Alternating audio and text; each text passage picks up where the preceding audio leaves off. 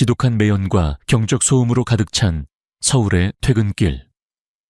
낡은 배달 오토바이에 몸을 실은 강지한은 오늘도 어김없이 이마에 맺힌 땀을 훔치며 다음 배달지로 향하고 있었다.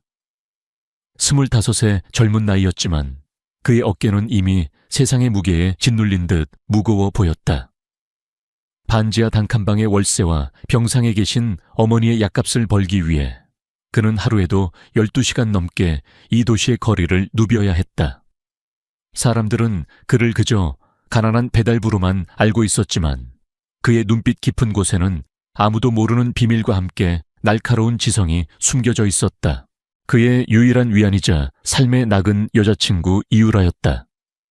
유라는 평범한 회사원이었지만 아름다운 미소와 따뜻한 마음씨를 가진 여자였다. 하지만 최근 들어 그녀는 지안의 가난에 지쳐가는 듯했고 그런 그녀의 곁을 노골적으로 맴도는 남자가 있었다. 바로 국내 굴지의 건설회사 사주 아들인 최민준이었다. 최민준은 잘생긴 외모와 막대한 재력을 앞세워 유에게 끊임없이 구애했고 동시에 지안을 만날 때마다 그의 초라한 행색과 직업을 비웃으며 모욕감을 주곤 했다. 오늘은 유라의 24번째 생일이었다.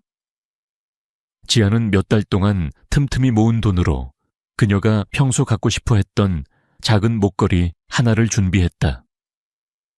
비록 최민준이 선물할 명품 가방이나 값비싼 보석에는 비할 바 못 되겠지만 그의 진심이 담긴 선물이었다. 그는 유라의 생일 파티가 열리는 강남의 한 고급 레스토랑으로 향했다. 공교롭게도 그 레스토랑의 케이크 배달 주문이 들어와 그는 배달부 유니폼 차림으로 그곳에 가게 된 것이었다. 레스토랑 입구에서부터 화려한 분위기가 그를 압도했다. 값비싼 드레스와 턱시도를 차려입은 남녀들이 웃고 떠들며 파티를 즐기고 있었다.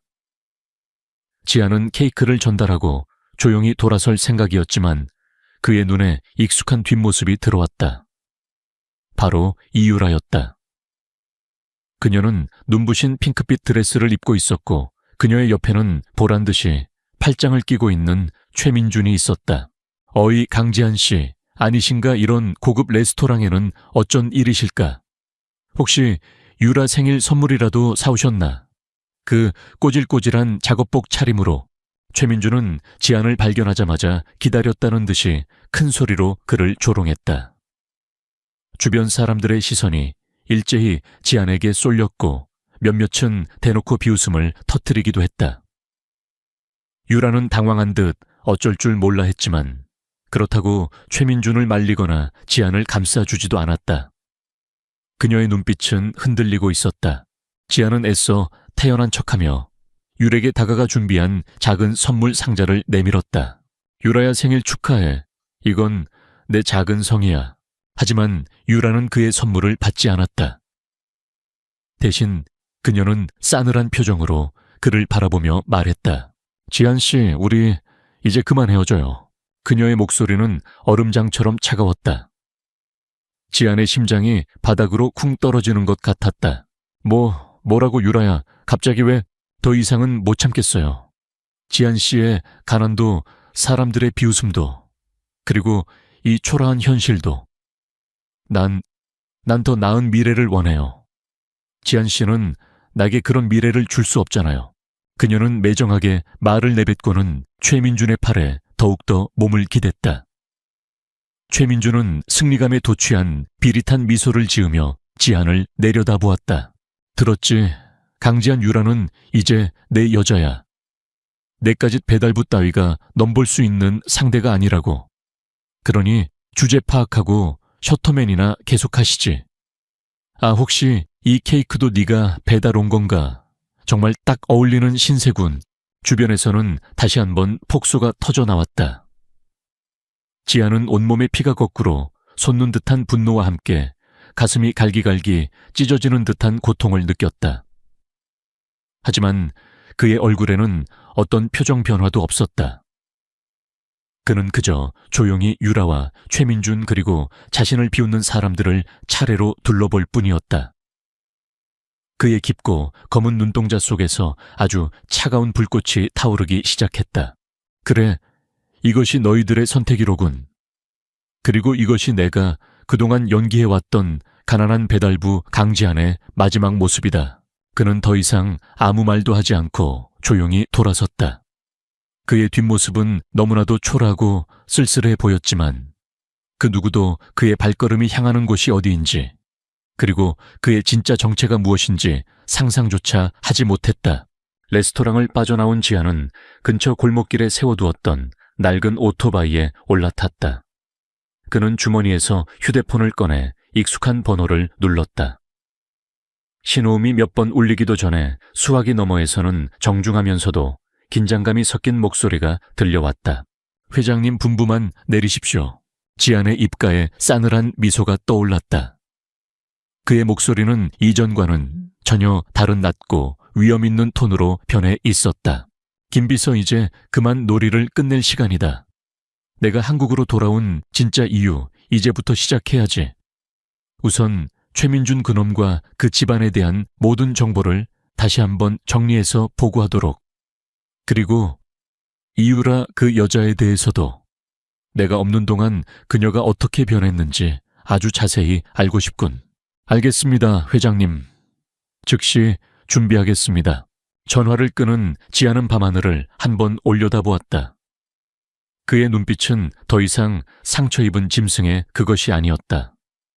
모든 것을 지배하고 심판하는 절대자의 눈빛, 바로 그것이었다. 가난한 배달부라는 가면은 이제 벗겨졌다. 진짜 강지한, 아니, 어쩌면 그보다 훨씬 더 거대한 존재가 마침내 세상 밖으로 나오려는 순간이었다. 그의 귀환은 곧 엄청난 폭풍을 몰고 올 터였다. 그리고 그 폭풍의 첫 번째 희생자는 바로 최민준과 이유라가 될 것이었다. 강지한의 마지막 말이 끝나기가 무섭게 그의 허름했던 옥탑방은 온데간데 없이 사라지고 눈앞에는 뉴욕 맨해튼의 스카이라인이 한눈에 내려다 보이는 초호화 펜트하우스의 거실이 펼쳐졌다. 방금 전까지 입고 있던 낡은 배달부 유니폼 대신 그의 몸에는 최고급 맞춤 정장이 완벽하게 걸쳐져 있었다. 그의 곁에는 한치의 흐트러짐도 없는 자세로 김 비서가 대기하고 있었다. 회장님, 한국에서의 체험 삶의 현장은 이제 만족하셨는지요? 김 비서의 목소리에는 안도감과 함께 약간의 걱정이 섞여 있었다. 강지한, 그의 진짜 이름은 사실 강태준. 그는 전 세계에 걸쳐 수십 개의 계열사를 거느린 거대 복합기업 천무 TNU 그룹의 유일한 후계자이자 현재 그룹의 실질적인 회장이었다. 만족이라, 글쎄, 아주 값비싼 교훈을 얻었다고 해두지. 세상 물정 모르는 어린애처럼 굴었던 대가를 톡톡히 치른 셈이야. 강태준, 이제부터 태준으로 칭함은 씁쓸한 미소를 지으며 창밖을 바라보았다. 그가 강지한이라는 가짜 신분으로 밑바닥 인생을 자처했던 것은 몇 년 전 돌아가신 할아버지 강 회장의 유언 때문이었다. 태준아, 네가 진정으로 천무그룹을 이끌 자격이 있는 후계자가 되려면 가장 낮은 곳에서 세상의 이치를 배우고 돈이나 배경이 아닌 오직 너 자신만을 사랑해 줄 수 있는 진정한 인연을 찾아야 한다. 3년의 시간을 주마. 그 시간 동안 너는 모든 것을 버리고 평범한 사람으로 살아가거라. 만약 네가 그 시험을 통과한다면 천무그룹의 모든 것을 너에게 물려줄 것이다. 그것이 할아버지의 마지막 유언이었다. 태준은 처음에는 황당했지만 결국 할아버지의 깊은 뜻을 헤아려 그 유언을 따르기로 결심했다. 그는 자신의 모든 신분을 숨기고 강지한이라는 이름으로 한국에 돌아와 가장 힘든 일부터 시작하며 세상을 배우려 했다.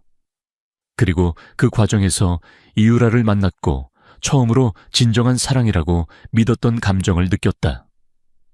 하지만 그 모든 것이 한낱 신기루였다는 것을 그는 어젯밤 처절하게 깨달았던 것이다. 김 비서, 어젯밤 그 레스토랑 당장 인수하도록 해. 그리고 그곳에서 일했던 모든 직원들, 특히 나를 모욕했던 지배인과 웨이터들은 오늘부로 해고일세. 이유는 굳이 설명할 필요 없겠지. 분부대로 하겠습니다, 회장님. 그리고 최민준 그놈과 그 집안 대한건설에 대한 모든 정보를 다시 한번 브리핑해주게. 그동안 내가 너무 안일했어. 이제부터는 내가 직접 나서서 그들에게 진짜 세상이 얼마나 무서운 곳인지 가르쳐줘야겠네. 태준의 눈빛이 차갑게 빛났다. 그는 더 이상 사랑에 상처받고 좌절하는 순진한 청년이 아니었다. 그는 거대한 제국의 황제였고 그의 분노는 곧 엄청난 재앙을 의미했다. 다음 날 아침 서울 강남의 최고급 레스토랑 라벨르 에포크는 발칵 뒤집혔다. 레스토랑이 하룻밤 사이에 익명의 개인에게 통째로 인수되었다는 소식과 함께 어젯밤 파티에서 배달부 강지한을 모욕했던 지배인과 직원들이 전부 해고 통보를 받은 것이다. 새로운 주인은 모습을 드러내지 않았지만 그의 대리인으로 온 변호사는 우리 의뢰인께서는 더 이상 이곳에서 불쾌한 경험을 하고 싶지 않으시답니다. 라는 의미심장한 말만 남기고 떠났다. 이 소식은 최민준과 이유라의 귀에도 당연히 들어갔다. 최민준은 처음에는 그저 돈 많은 누군가의 변덕이라고 생각하며 코웃음을 쳤지만 어딘가 모르게 찜찜한 기분을 떨칠 수 없었다. 이유라 역시 마찬가지였다. 그녀는 어젯밤 강지한의 마지막 그 싸늘했던 눈빛이 자꾸만 떠올라 불안감을 감출 수 없었다. 며칠 뒤 최민준의 아버지 최 회장이 이사장으로 있는 한 자선재단의 익명의 기부자로부터 엄청난 액수의 기부금이 전달되었다. 그 액수는 최 회장이 평생 동안 기부했던 모든 금액을 합친 것보다도 훨씬 더 큰 것이었고 언론은 연일 이 얼굴 없는 천사에 대한 기사를 쏟아냈다. 공교롭게도 그 자선재단은 과거 이유라가 강지한에게 작은 금액이라도 함께 후원하자고 제안했지만 지한이 배달부 주제에 무슨 기부냐며 거절했던 사실은 그런 식으로 연기했던 바로 그곳이었다. 최 회장과 최민준은 자신들의 명예가 한순간에 바닥으로 떨어진 듯한 굴욕감을 느껴야 했다. 이 모든 일들이 우연이라고 하기에는 너무나도 절묘했다. 최민준과 이유라는 자신들도 모르는 사이에 거대한 보이지 않는 손이 그들의 주변을 맴돌고 있다는 것을 어렴풋이 느끼기 시작했다. 하지만 그들은 여전히 그 손의 주인이 바로 자신들이 그토록 경멸하고 무시했던 가난한 배달부 강지한이라는 사실은 꿈에도 상상하지 못하고 있었다. 한편 뉴욕의 펜트하우스에서 강태준은 김 비서로부터 모든 상황을 보고받고 있었다. 그는 자신의 계획이 순조롭게 진행되고 있는 것에 만족했지만 아직 본격적인 복수는 시작도 하지 않은 상태였다. 그는 먼저 최민준과 대한건설의 모든 약점과 비리들을 철저하게 파악하고 그들의 숨통을 단번에 끊어버릴 수 있는 결정적인 한 방을 준비하고 있었다. 그는 또한 이율에 대한 생각도 떨쳐버릴 수 없었다. 그녀에 대한 애정이 교차했다. 그녀의 배신은 그에게 깊은 상처를 남겼지만 한때나마 진심으로 사랑했던 여자이기도 했다. 그는 그녀가 자신의 선택을 얼마나 후회하게 될지, 그리고 진실을 알게 되었을 때 어떤 표정을 지을지 궁금했다. 어쩌면 그의 복수 계획 속에는 그녀를 위한 작은 깨달음의 기회도 포함되어 있는지도 몰랐다. 강태준은 자신의 책상 위에 놓인 천무그룹의 로고를 바라보았다. 하늘을 향해 포효하는 용의 형상. 그것은 그의 할아버지가 평생을 바쳐 이룩한 위대한 제국이자 이제는 그가 지켜나가야 할 숙명이었다. 그는 더 이상 강지한이라는 이름 뒤에 숨어 세상을 관찰하는 방관자가 아니었다. 그는 천무그룹의 회장 강태준으로서 자신의 제국을 위협하는 모든 적들을 응징하고 동시에 자신이 꿈꾸는 새로운 세상을 만들어갈 준비를 하고 있었다. 그의 다음 명령은 간결했지만 그 안에 담긴 무게는 천둥과도 같았다. 대한건설 주식 우리가 가진 모든 유동자금을 동원해서라도 최대한 확보하도록.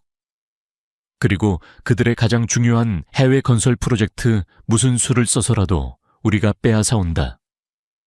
최민준 그놈에게는 아주 특별한 선물을 준비해야겠지.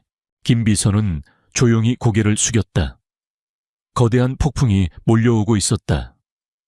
그리고 그 폭풍의 눈은 이제 막 오만함에 취해 있던 최민준과 그의 가족들을 향해 정확히 움직이기 시작한 것이다.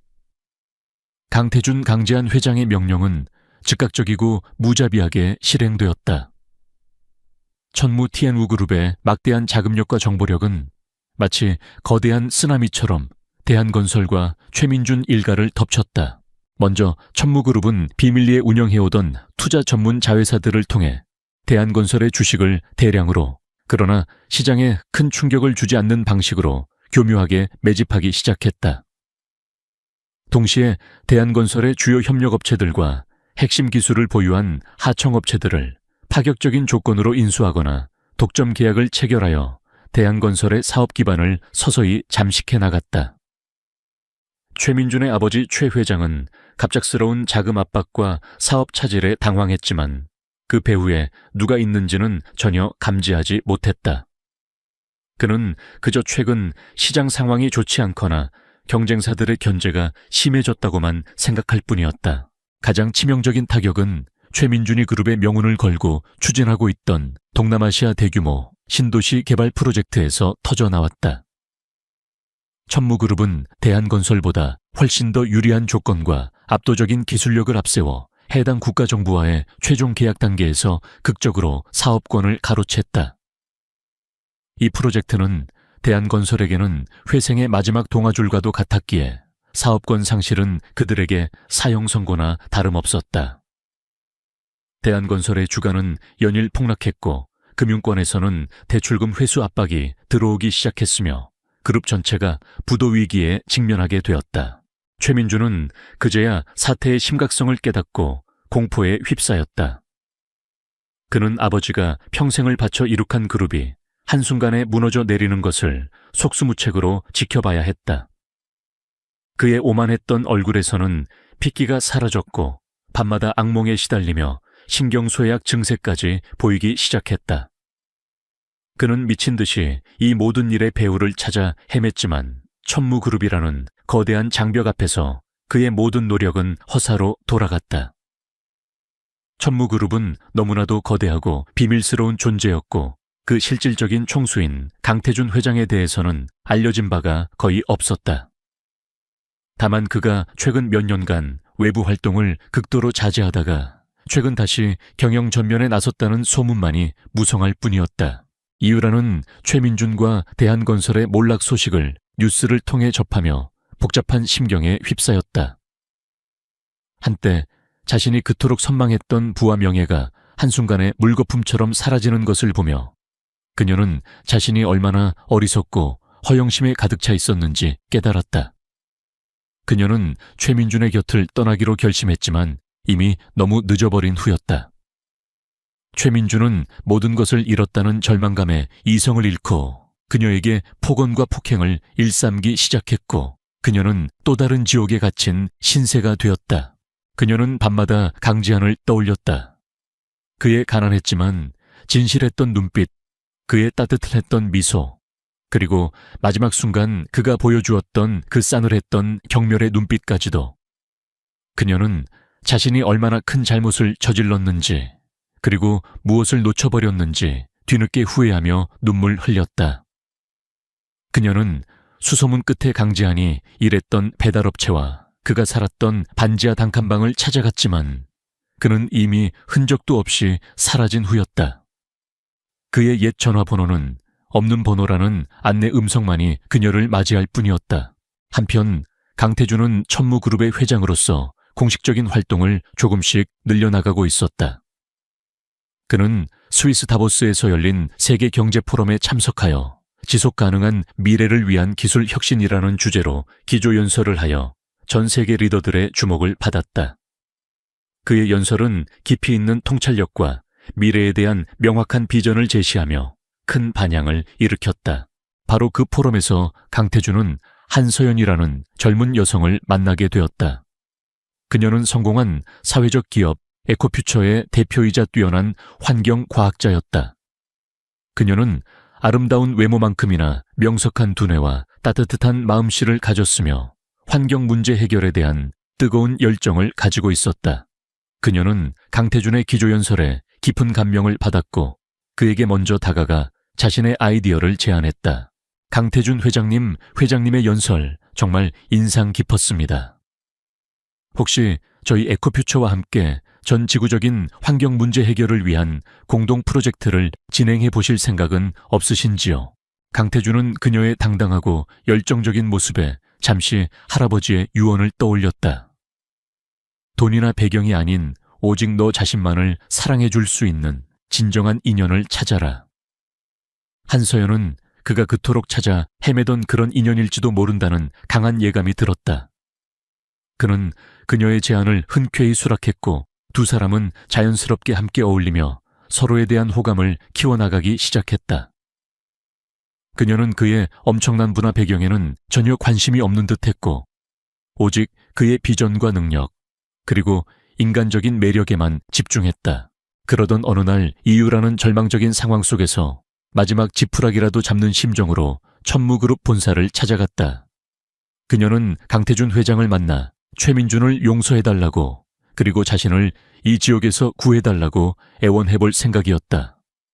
물론 그녀는 강태준 회장이 바로 자신이 벌였던 강지한이라는 사실은 꿈에도 모르고 있었다.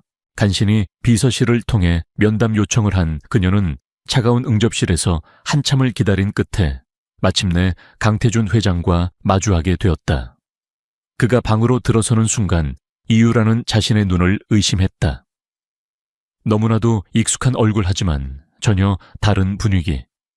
그는 분명 강지한이었지만 동시에 자신이 알던 그 초라한 배달부가 아니었다. 그의 몸에서는 감히 범접할 수 없는 위엄과 카리스마가 뿜어져 나왔고 그의 눈빛은 모든 것을 꿰뚫어 보는 듯 깊고 차가웠다. 오랜만이군, 이유라 씨. 아니 이제는 최민준 씨의 약혼녀가 아니니 그냥 이유라 씨라고 불러야 하나. 강태준의 싸늘한 목소리에 이유라는 온몸이 얼어붙는 듯했다. 그녀는 그제야 모든 것을 깨달았다. 자신을 나락으로 떨어뜨리고 최민준을 파멸시킨 그 거대한 손의 주인이 바로 자신이 그토록 경멸하고 버렸던 남자 강지한이었다는 것을. 그녀는 그 자리에 주저앉아 오열하고 싶었지만 눈물조차 나오지 않았다. 엄청난 충격과 함께 자신이 저지른 어리석은 선택에 대한 처절한 후회만이 온몸을 휘감았다. 강태준은 그런 그녀를 무표정하게 내려다볼 뿐이었다. 그의 눈에는 어떤 동정심도 어떤 미련도 남아있지 않았다. 그녀는 이미 그의 인생에서 완전히 지워진 과거일 뿐이었다. 최민준은 자신의 세상이 무너져 내리는 것을 느끼며 절망의 나락으로 떨어지고 있었다. 그는 여전히 이 모든 일의 배후에 강지한이 있다는 것을 알지 못한 채 보이지 않는 거대한 힘에 의해 자신의 모든 것이 파괴되고 있다고만 생각하며 공포에 떨고 있었다. 그리고 이유라는 뒤늦게 모든 진실을 알게 되었지만 이미 그녀에게는 아무것도 남아있지 않았다. 강태준의 복수극은 이제 막 절정을 향해 치닫고 있었다. 그의 차가운 분노는 아직 식지 않았고 그가 되찾아야 할 것은 아직 많이 남아있었다. 그리고 그의 곁에는 이제 한서연이라는 새로운 희망이 함께하고 있었다. 이유라와의 짧고 차가운 만남 이후 강태준, 강지한은 최민준과 대한건설을 향한 압박의 수위를 더욱더 높여나갔다. 그의 목표는 단순한 사업적 경쟁에서의 승리가 아니었다. 그는 최민준과 그 가문이 과거 자신에게 안겨주었던 것과 똑같은 아니 그 이상의 절망과 굴욕감을 느끼게 해주고 싶었다. 최민준은 연이은 사업 실패와 자금 압박, 그리고 정체 모를 거대 세력 천무그룹의 전방위적인 공격에 거의 이성을 잃어가고 있었다. 그는 여전히 이 모든 일의 배후에 강태준이라는 인물이 있다는 것은 꿈에도 생각하지 못한 채 그저 운이 없거나 혹은 누군가의 음해에 빠졌다고만 생각하며 허둥댔다. 그의 오만했던 자신감은 온데간데 없었고 초조함과 불안감만이 그의 얼굴에 역력했다. 궁지에 몰린 최민준은 결국 가장 어리석은 선택을 하고 말았다. 그는 천무그룹이 최근 가장 공들여 추진하고 있던 친환경 에너지 자회사 솔라드림의 핵심 기술을 빼돌리려 한 것이다. 그는 거액의 돈으로 솔라드림, 내부 연구원을 매수하고 경쟁사에 기술을 팔아넘겨 천무그룹에 타격을 입히는 동시에 자금난을 해결하려 했다. 어쩌면 이것으로 강태준이라는 정체모를 거물의 관심을 다른 곳으로 돌릴 수 있을지도 모른다고 그는 생각했다. 하지만 그의 모든 움직임은 이미 강태준의 손바닥 안에 있었다. 김 비서가 이끄는 천무그룹의 정보팀은 최민준의 모든 통화 내역과 자금 흐름, 그리고 그가 매수한 내부 연구원의 신원까지 정확히 파악하고 있었다. 강태준은 최민준이 스스로 함정에 빠져들도록 일부러 미끼를 던져주었고 그는 예상대로 그 미끼를 덥석 물었다. 최민준이 빼돌린 기술 자료를 경쟁사에 넘기려던 바로 그 순간 미리 대기하고 있던 검찰과 경찰이 현장을 덮쳤다. 그는 산업 스파이 및 기술 유출 혐의로 현장에서 긴급 체포되었고 그가 매수한 내부 연구원 역시 공범으로 함께 체포되었다. 언론은 이 사건을 대대적으로 보도했고 대한건설과 최민준의 이미지는 회복 불가능할 정도로 나락으로 떨어졌다. 설상가상으로 이 사건을 조사하는 과정에서 최민준이 과거에 저질렀던 다른 비리들과 불법적인 행위들까지 속속들이 드러나기 시작했다. 그는 이제 자신의 죗값을 치르기 위해 차가운 감옥에서 남은 생을 보내야 할지도 모르는 처지가 된 것이다. 이유라는 이 모든 상황을 뉴스를 통해 접하며 참담한 심정을 금할 수 없었다. 한때 자신이 모든 것을 걸고 선택했던 남자가 이제는 파렴치한 범죄자로 전락한 것이다. 그녀는 최민준에 대한 마지막 남은 일말에 연민마저 사라지는 것을 느꼈다. 그리고 동시에 강태준이라는 남자에 대한 경외감과 함께 알 수 없는 죄책감이 더욱더 그녀를 짓눌렀다. 그녀는 몇 번이고 강태준에게 연락하여 사죄하고 싶었지만 차마 용기가 나지 않았다. 그녀는 그에게 이미 씻을 수 없는 상처를 주었고 이제 와서 어떤 말로도 그의 마음을 되돌릴 수 없다는 것을 잘 알고 있었다. 그녀는 그저 자신의 어리석었던 과거를 후회하며 조용히 자신의 죗값을 치르는 길만이 남아있다고 생각했다. 그녀는 모든 것을 정리하고 아무도 자신을 알지 못하는 곳으로 떠나 새로운 삶을 시작하기로 마음먹었다. 그것이 그녀가 할 수 있는 유일한 속죄의 방법일지도 몰랐다. 한편 강태준은 최민준의 몰락을 지켜보면서도 어떤 특별한 감정도 느끼지 않았다. 그에게 최민준은 더 이상 복수의 대상조차 아니었다. 그는 그저 자신의 길을 가로막았던 하찮은 장애물에 불과했다. 그의 시선은 이미 더 넓은 세상, 그리고 한서연이라는 새로운 인연을 향하고 있었다. 한서연과의 환경 프로젝트는 순조롭게 진행되고 있었다. 두 사람은 함께 일하는 시간이 늘어날수록 서로의 비전과 가치관에 깊이 공감했고 전문적인 협력 관계를 넘어 인간적인 호감을 느끼기 시작했다. 한서연은 강태준의 냉철한 카리스마 뒤에 숨겨진 따뜻한 마음과 세상을 변화시키려는 그의 진정성에 매료되었고 강태준 역시 한서연의 지적인 매력과 환경 문제 해결에 대한 순수한 열정에 깊은 인상을 받았다. 어느 날 저녁 두 사람은 프로젝트 관련 미팅을 마치고 함께 저녁 식사를 하게 되었다. 편안한 분위기 속에서 와인을 한두 잔 마시자 그들은 평소보다 훨씬 더 솔직하고 깊은 대화를 나눌 수 있었다. 강 회장님은 가끔 보면 보통 사람들과는 다른 세계에 살고 계신 것 같아요. 마치 모든 것을 알고 있고 모든 것을 할 수 있는 사람처럼요. 한서연이 약간 취기가 오른 얼굴로 농담처럼 말했지만 그녀의 눈빛은 진지했다. 강태준은 잠시 그녀를 바라보다가 희미하게 미소 지었다. 글쎄요, 어쩌면 한서연 대표님께서 저를 너무 좋게 봐주시는 건지도 모르죠. 저 역시 평범한 사람일 뿐입니다. 다만 제가 가진 능력과 자원을 어떻게 사용해야 세상에 조금이라도 더 도움이 될 수 있을지 늘 고민할 뿐입니다. 그 고민이 바로 강 회장님을 특별하게 만드는 것 같아요. 저는 그런 회장님을 존경합니다. 그리고 어쩌면 한서연은 말을 잇지 못하고 살짝 얼굴을 붉혔다. 강태준은 그런 그녀의 모습이 귀엽다고 생각하며 부드러운 눈빛으로 그녀를 바라보았다. 그의 마음속에서도 그녀를 향한 새로운 감정이 싹트고 있음을 느꼈다. 과거의 아픔과 배신으로 얼룩졌던 그의 마음에 한서연이라는 존재가 새로운 희망의 빛을 비추고 있는 듯했다. 최민주는 자신의 어리석음과 탐욕으로 인해 스스로 파멸의 길을 걷고 있었다. 그의 몰락은 시간 문제일 뿐이었다. 이유라는 뒤늦은 후회와 함께 새로운 삶을 찾아 떠나려 하고 있었다. 그리고 강태준은 마침내 과거의 그림자에서 벗어나 한서연이라는 새로운 인연과 함께 더 나은 미래를 향해 나아갈 준비를 하고 있었다. 그의 진짜 인생은 이제부터 시작될 터였다.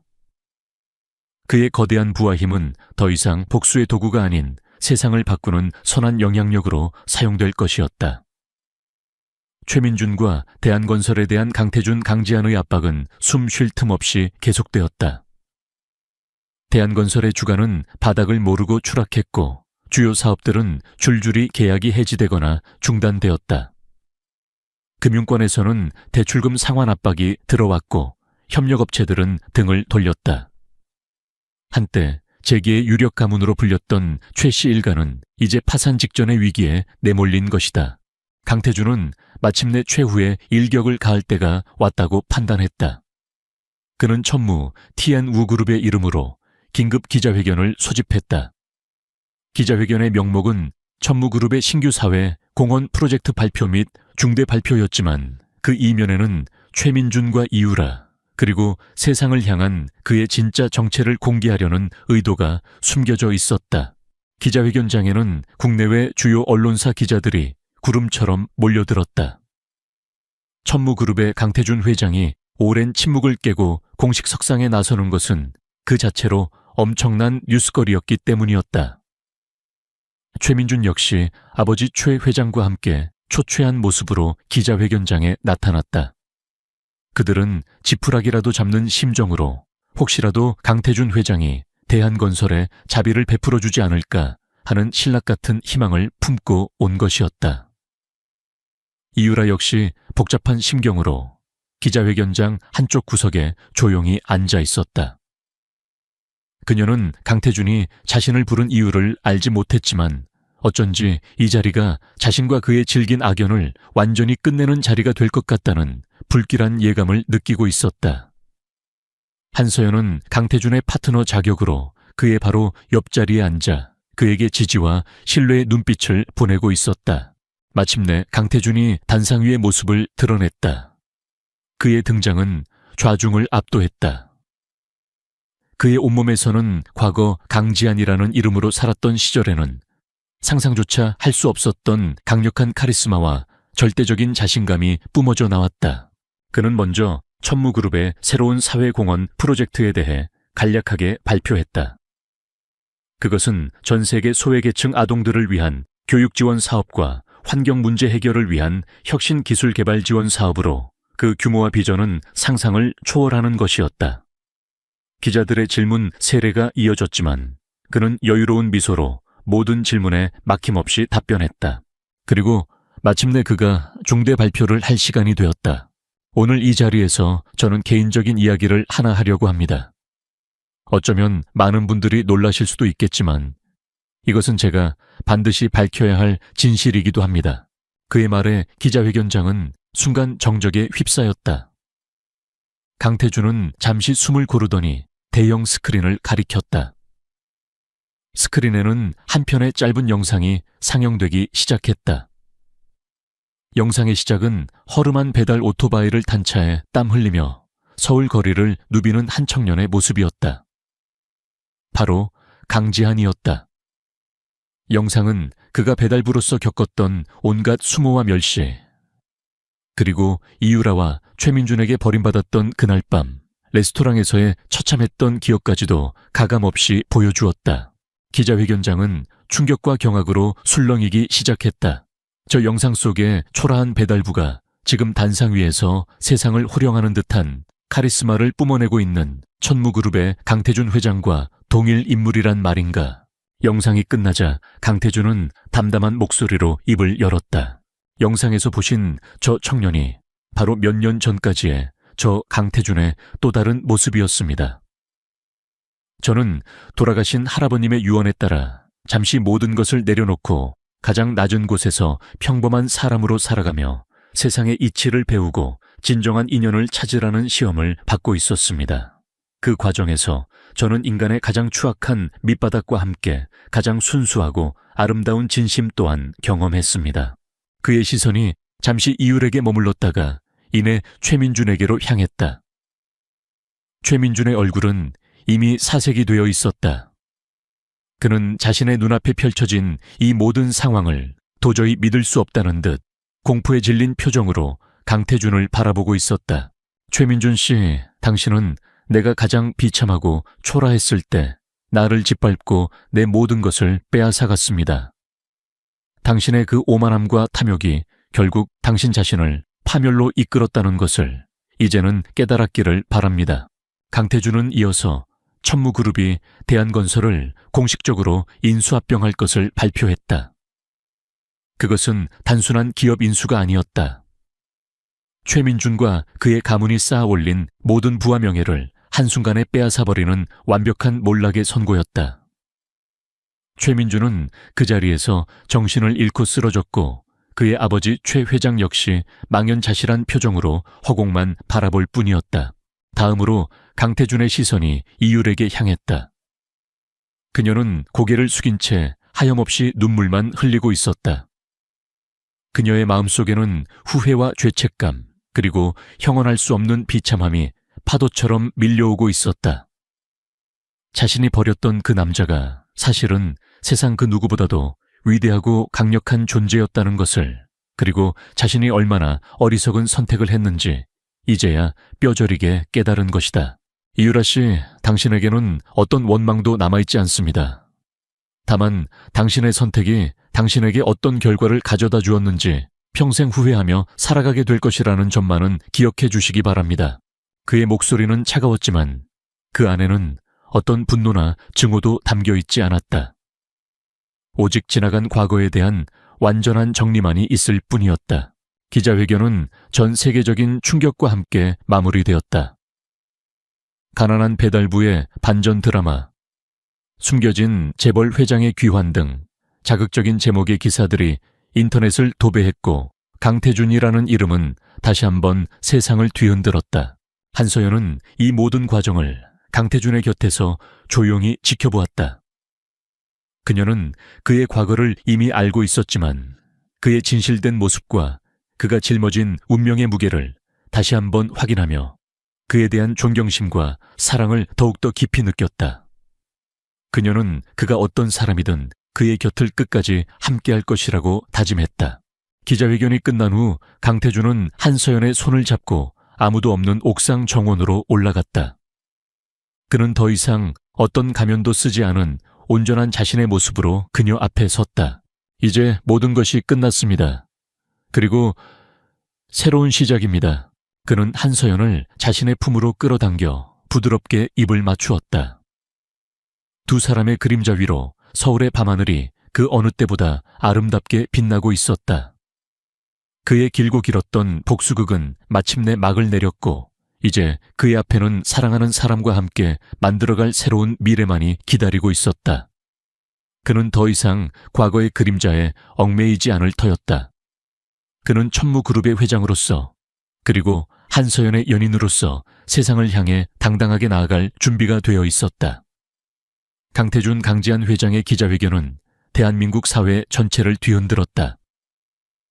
가난한 배달부에서 하루아침에 세계적인 기업 천무-TN우 그룹의 총수로 밝혀진 그의 드라마틱한 이야기는 연일 언론의 헤드라인을 장식했고 사람들은 그의 다음 행보에 모든 관심을 집중했다. 반면 대한건설의 최민준과 그의 아버지 최 회장은 한순간에 나락으로 떨어졌다. 천무그룹의 대한건설 인수합병 발표와 함께 과거 그들이 저질렀던 온갖 비리와 불법적인 행위들이 담긴 증거 자료들이 익명의 제보를 통해 검찰과 언론에 동시에 공개된 것이다. 최 회장은 충격으로 쓰러져 병상에 눕게 되었고 최민준은 모든 것을 잃었다는 절망감과 함께 강태준에 대한 참을 수 없는 분노와 증오심에 휩싸였다. 그는 자신이 그토록 무시하고 경멸했던 배달부 강지한에게 모든 것을 빼앗겼다는 사실을 도저히 받아들일 수 없었다. 그의 비뚤어진 자존심은 그를 더욱더 위험한 생각으로 이끌었다. 그는 강태준을 파멸시킬 수만 있다면 자신의 모든 것을 걸고서라도 마지막 발악을 하기로 결심했다. 최민준은 과거 자신이 알고 지내던 어둠의 세력과 접촉했다. 그는 남은 재산을 모두 털어 전문 킬러들을 고용하고 강태준과 그의 새로운 연인으로 알려진 한서연을 동시에 제거할 계획을 세웠다. 또한 그는 천무그룹이 최근 야심차게 추진하고 있던 글로벌 데이터 센터의 핵심 서버에 치명적인 바이러스를 심어 그룹 전체를 마비시키려는 음모까지 꾸몄다. 그의 계획은 치밀하고 잔혹했으며 성공한다면 강태준에게 회복 불가능한 타격을 안겨줄 수 있을 터였다. 하지만 강태준은 이미 최민준의 이러한 움직임을 손바닥처럼 꿰뚫어 보고 있었다. 김 비서가 이끄는 천무그룹의 보안팀은 최민준의 모든 통신 내역과 자금 흐름을 감시하고 있었고, 그가 킬러를 고용하고 서버 공격을 계획하는 모든 과정을 실시간으로 파악하고 있었다. 강태준은 최민준이 스스로 파멸의 구렁텅이로 걸어 들어오도록 일부러 그의 계획을 방관하는 듯 보였다. 그는 최민준에게 마지막 기회를 주는 동시에 그가 저지른 모든 죄에 대한 대가를 확실하게 치르게 할 생각이었다. 마침내 운명의 날이 밝았다. 최민준이 고용한 킬러들이 한서연이 참석하는 자선 행사장과 강태준의 개인 집무실을 동시에 급습했다. 동시에 그의 해커팀은 천무그룹의 데이터 센터에 대한 사이버 공격을 개시했다. 최민준은 자신의 은신처에서 이 모든 상황을 원격으로 지켜보며 승리를 확신하고 있었다. 하지만 그를 기다리고 있었던 것은 처참한 실패뿐이었다. 한서연이 참석한 자선 행사장은 이미 천무그룹의 철통 같은 경비망에 둘러싸여 있었고, 킬러들은 행사장 입구에서부터 모두 생포되거나 사살되었다. 강태준의 집무실을 급습했던 킬러들 역시 그곳에서 그들을 기다리고 있던 전직 특수부대 출신의 경호팀에게 흔적도 없이 사라졌다. 강태준 자신은 조금의 위협도 느끼지 않은 채 오히려 여유로운 미소로 이 모든 상황을 즐기고 있는 듯했다. 천무그룹의 데이터 센터에 대한 사이버 공격 역시 마찬가지였다. 천무그룹의 보안 시스템은 세계 최고 수준이었고, 최민준의 어설픈 해커팀은 방화벽조차 뚫지 못한 채 역으로 자신들의 위치만 노출시키고 말았다. 모든 계획이 수포로 돌아가자 최민준은 공포와 절망감에 휩싸여 이성을 잃고 직접 강태준을 찾아 나섰다. 그는 총기를 소지한 채 천무그룹 본사 로비로 난입하여 강태준을 만나게 해달라고 난동을 부렸다. 강태준, 이 비겁한 자식, 당장 나와서 남자답게 결판을 내자. 그의 광기 어린 외침에 로비는 순식간에 아수라장이 되었다. 하지만 바로 그때 미리 대기하고 있던 경찰 특공대와 함께 강태준이 모습을 드러냈다. 그의 손에는 최민준이 저지른 모든 범죄 계획과 증거들이 담긴 태블릿 PC가 들려 있었다. 최민준 씨, 당신의 마지막 발악도 여기까지인 것 같군요. 강태준의 차가운 목소리에 최민준은 허탈한 웃음을 터뜨렸다. 그는 자신이 처음부터 상대가 되지 않는 싸움을 걸었다는 것을, 그리고 자신이 얼마나 어리석었는지를 그제야 깨달았다. 그가 그토록 무시했던 가난한 배달부는 사실 모든 것을 조종하는 거대한 손이었던 것이다. 내 놈은 대체 누구냐? 최민준은 힘없이 바닥에 주저앉으며 물었다. 강태준은 경멸 어린 눈빛으로 그를 내려다보며 대답했다. 나는 당신이 평생을 후회하며 살아가게 만들 사람이다. 경찰들이 최민준에게 수갑을 채우는 순간 그의 모든 오만함과 탐욕은 산산조각 나 부서져 내렸다. 그는 살인 미수, 불법 무기 소지, 기업 테러 등 수많은 죄목으로 기소될 터였고, 남은 인생을 차가운 감옥에서 보내게 될 운명이었다. 그의 아버지 최 회장 역시 아들의 범죄를 방조하고 비자금을 조성한 혐의로 검찰 조사를 받게 되었고, 대한건설은 결국 역사 속으로 사라지게 되었다. 이유라는 이 모든 과정을 뉴스를 통해 지켜보며 하염없이 눈물을 흘렸다. 최민준의 추악한 실체와 자신의 어리석었던 과거 선택에 대한 후회, 그리고 강태준이라는 남자에 대한 알 수 없는 감정들이 뒤섞여 그녀의 마음을 복잡하게 만들었다. 그녀는 모든 것을 정리하고 조용히 한국을 떠나기로 결심했다. 어쩌면 그것이 그녀가 과거의 잘못을 조금이나마 속죄하고 새로운 삶을 시작할 수 있는 유일한 길일지도 몰랐다. 그녀는 떠나기 전 강태준에게 짧은 편지 한 통을 남겼다. 진심으로 사과하고 그의 행복을 빌어준다는 내용이었다. 강태준은 이유라의 편지를 말없이 읽어 내려갔다. 그의 마음속에는 더 이상 그녀에 대한 어떤 미련이나 원망도 남아있지 않았다. 그는 모든 과거를 정리하고 이제 한서연과 함께 새로운 미래를 향해 나아갈 준비가 되어 있었다. 그는 최민준의 몰락을 통해 세상에 강력한 메시지를 전달했다. 진실은 언제나 승리하며 오만한 자는 반드시 그 대가를 치르게 된다는 것을. 그리고 그는 자신의 막대한 부와 힘을 더 이상 개인적인 복수나 만족을 위해 사용하지 않을 것이라고 다짐했다. 그의 곁에는 이제 그를 이해하고 지지하는 한서연이 있었고, 두 사람은 함께 천무그룹을 더욱더 위대한 기업으로, 그리고 세상을 더욱더 살기 좋은 곳으로 만들어갈 꿈을 꾸고 있었다. 그의 진짜 인생 2막은 이제 막 시작된 것이다. 최민준과 그의 아버지 최 회장에 대한 법의 심판은 신속하고 엄정하게 이루어졌다. 그들이 저지른 수많은 범죄 행위들은 낱낱이 드러났고, 주범인 최민준에게는 수십 년의 징역형이, 최 회장에게도 중형과 함께 막대한 벌금형이 선고되었다. 한때 대한민국 재계를 주름잡던 대한건설은 결국 파산 절차를 밟게 되었고, 그들이 쌓아 올렸던 부와 명예는 한낱 물거품처럼 사라져버렸다. 오만했던 자의 몰락은 그렇게 처참하고도 당연한 귀결이었다. 이유라는 최민준의 재판 과정을 지켜보며 깊은 회한과 자기 반성의 시간을 가졌다. 그녀는 모든 것을 정리하고 조용히 한국을 떠나 아무도 자신을 알지 못하는 외국의 작은 도시에서 새로운 삶을 시작했다.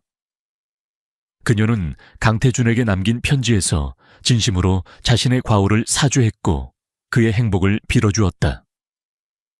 그녀의 삶은 분명 쉽지 않겠지만 이번 경험을 통해 진정한 가치가 무엇인지 깨달았기를, 그리고 언젠가는 자신만의 행복을 찾을 수 있기를 강태준은 멀리서나마 빌어주었다. 모든 복수가 끝나고 과거의 악연들이 정리되자 강태준의 마음에도 비로소 평화가 찾아왔다.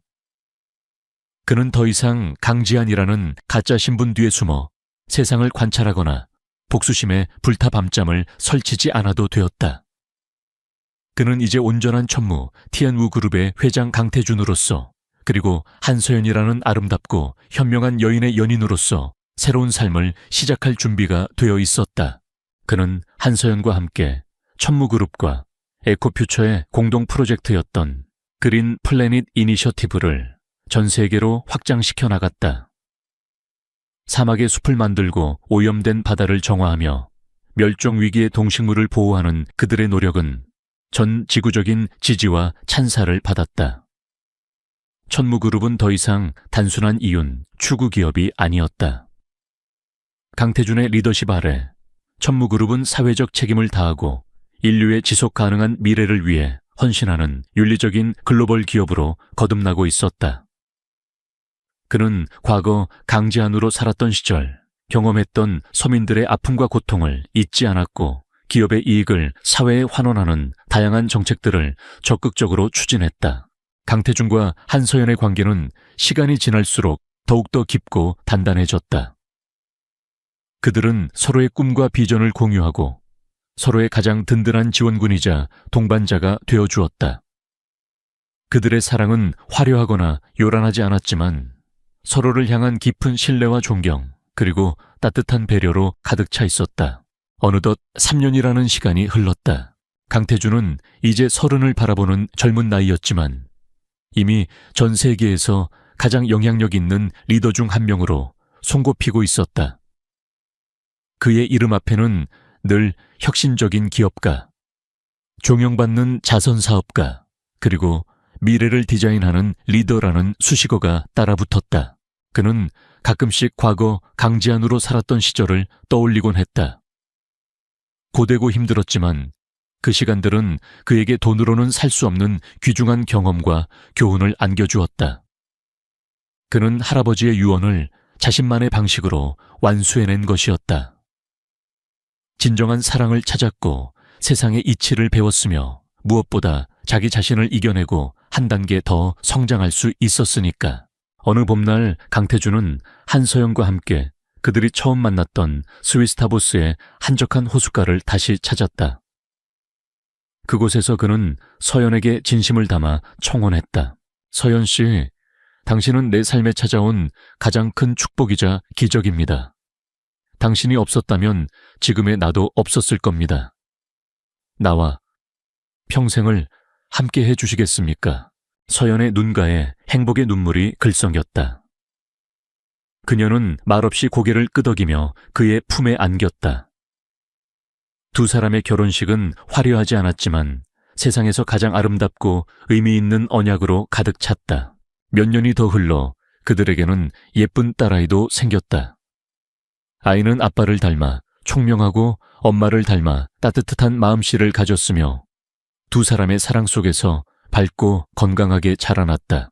강태주는 여전히 천무그룹을 이끌며 세상을 변화시키는 일에 매진했지만 이제 그의 삶에서 가장 중요한 것은 바로 가족이었다. 그는 사랑하는 아내와 딸과 함께하는 평범한 일상 속에서 진정한 행복을 느끼고 있었다. 어느 주말 오후 그는 딸아이의 손을 잡고 자신이 과거 배달부로 일했던 동네의 작은 공원을 찾았다. 모든 것이 변해 있었지만 공원 한 구석에 그가 예전에 몰래 고쳐두었던 낡은 벤치 하나만이 그대로 남아 있었다. 그는 딸아이와 함께 그 벤치에 앉아 따스한 햇살을 받으며 생각에 잠겼다. 한때는 가난한 배달부로 무시당하고 사랑하는 사람에게 버림받았던 남자. 하지만 그는 절망 속에서도 희망을 잃지 않았고 자신의 힘으로 운명을 개척하여 마침내 모든 것을 이루었다. 그의 삶은 한편의 드라마와도 같았지만 그 드라마의 주인공은 바로 그 자신이었다. 그는 더 이상 과거의 아픔에 얽매이지 않았다. 그의 시선은 오직 밝고 희망찬 미래를 향해 있었다. 그의 곁에는 사랑하는 가족과 그를 믿고 따르는 사람들이 함께하고 있었고 그의 손에는 세상을 더욱더 아름답게 만들 수 있는 무한한 가능성이 쥐어져 있었다. 그의 진짜 전설은 어쩌면 지금부터가 시작일지도 몰랐다. 서울 강남의 최고급 빌라촌에서도 가장 크고 화려한 저택. 하지만 그 화려함 뒤편에는 차가운 절망과 숨막히는 공포만이 감돌고 있었다.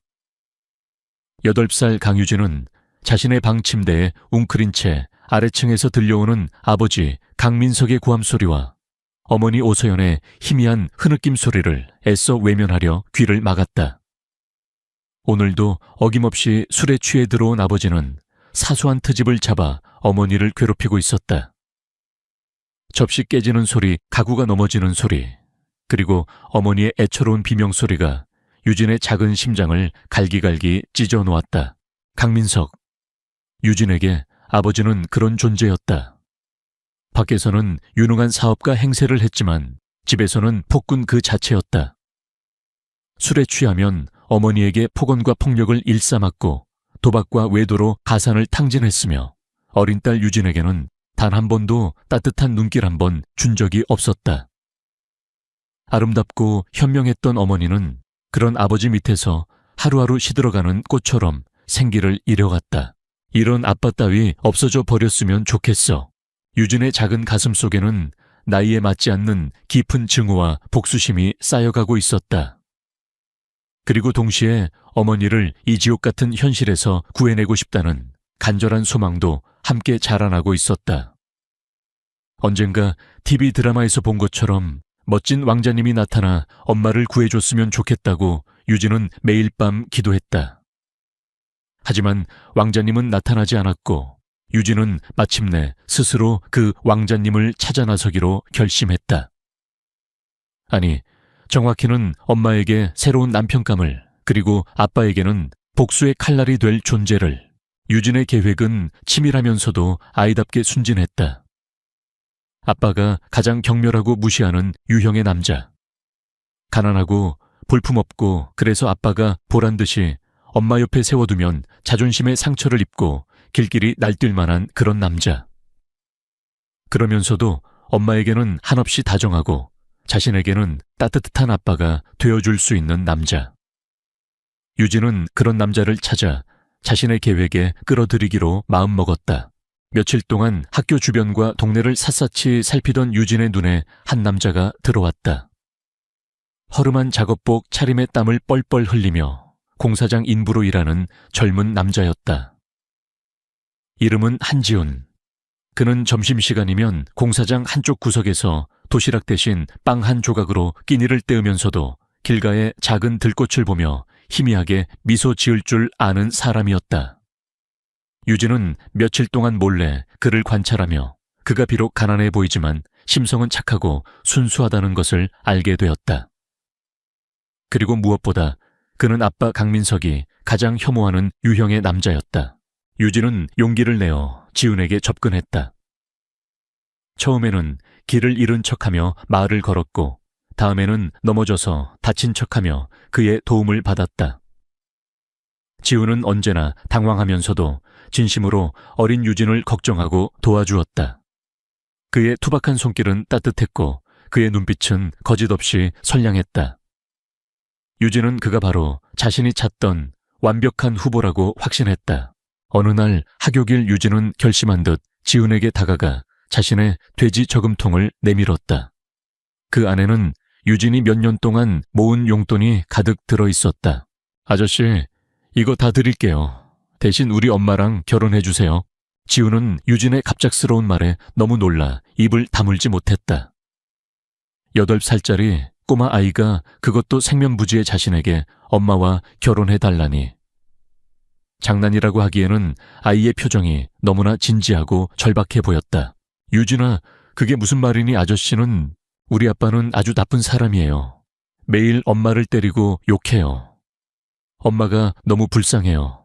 아저씨가 우리 아빠 대신 엄마 남편이 되어주면 아빠는 분명 화가 나서 길길이 날뛸 거예요. 그럼 우리 엄마도 아빠한테서 벗어날 수 있고요. 네, 제발요. 유진은 울먹이며 지훈의 옷자락에 매달렸다. 지훈은 당황스러웠지만 아이의 눈물, 어린 호소와 그 안에 담긴 깊은 슬픔을 외면할 수 없었다. 그는 잠시 고민하다가 일단 아이를 진정시키고 자세한 이야기를 들어보기로 했다. 유진의 이야기는 충격적이었다. 어린아이가 감당하기에는 너무나 가혹한 가정 폭력의 현실. 지훈은 분노와 함께 깊은 연민을 느꼈다. 그는 자신도 어릴 적 불우한 환경에서 자랐기에 유진의 아픔에 더욱더 공감할 수 있었다. 하지만 결혼이라니, 그것은 그가 선뜻 받아들일 수 있는 문제가 아니었다. 하지만 이 아이와 아이 엄마를 이대로 내버려 둘 수는 없지 않은가. 지훈의 마음속에서 갈등이 일었다. 그는 평범한 청년이었지만 그의 내면에는 누구보다 강한 정의감과 함께 약자를 보호해야 한다는 본능적인 의협심이 자리 잡고 있었다. 그리고 아주 어쩌면 이것이 그가 오랫동안 숨겨왔던 자신의 진짜 모습을 드러낼 기회가 될지도 모른다는 미묘한 예감도 스쳐 지나갔다. 그의 진짜 신분은 사실 이 세상 그 누구도 상상할 수 없는 거대한 비밀을 안고 있었기 때문이었다. 그는 모종의 이유로 자신의 모든 것을 숨기고 평범한 노동자로 위장한 채 살아가고 있었던 것이다. 유진아, 아저씨가 당장 너희 엄마랑 결혼할 수는 없지만 너와 너희 엄마를 도와줄 방법이 있는지 한번 생각해 볼게. 대신 오늘 일은 아무에게도 말하면 안 된다. 특히 너희 아빠에게는. 지훈은 신중하게 대답했다. 유진은 그의 말에 실망한 기색을 보이기도 했지만 이내 다시 희망을 찾은 듯 고개를 끄덕였다. 그날 밤 지훈은 유진이 알려준 집 주소로 몰래 찾아가 보았다. 그리고 그는 목격하고야 말았다. 술에 취한 강민석이 아내 오서연에게 폭력을 행사하는 끔찍한 장면을. 서연의 처절한 비명과 유진의 울음소리가 담장을 넘어 그의 귀까지 들려왔다. 지훈의 주먹이 분노로 하얗게 떨렸다. 다음 날 지훈은 유진의 계획에 동참하기로 결심했다. 물론 진짜 결혼을 하겠다는 것은 아니었다. 그는 일단 유진의 어머니 오서연에게 접근하여 상황을 파악하고 그녀를 강민석의 폭력으로부터 보호할 방법을 찾기로 한 것이다. 어쩌면 그 과정에서 자신의 진짜 힘을 일부 사용해야 할지도 몰랐다. 유진은 지훈의 결정에 기뻐하며 그에게 엄마 오서연을 우연히 만날 수 있는 기회를 만들어 주었다. 그녀는 엄마가 자주 가는 공원, 엄마가 좋아하는 카페 등을 지훈에게 알려주었고, 지훈은 마치 운명적인 만남처럼 서연의 앞에 나타났다. 오서연은 갑자기 자신의 딸과 다정하게 이야기를 나누는 낯선 젊은 남자의 등장에 처음에는 경계심을 보였다. 하지만 딸 유진이 그를 길에서 우연히 도와주신 착한 아저씨라고 소개하고, 지훈 역시 예의 바르고 진솔한 태도로 그녀를 대하자 조금씩 마음을 열기 시작했다. 지훈의 눈빛에서 느껴지는 순수함과 따뜻함은 남편 강민석에게서는 단 한 번도 느껴보지 못했던 것이었다.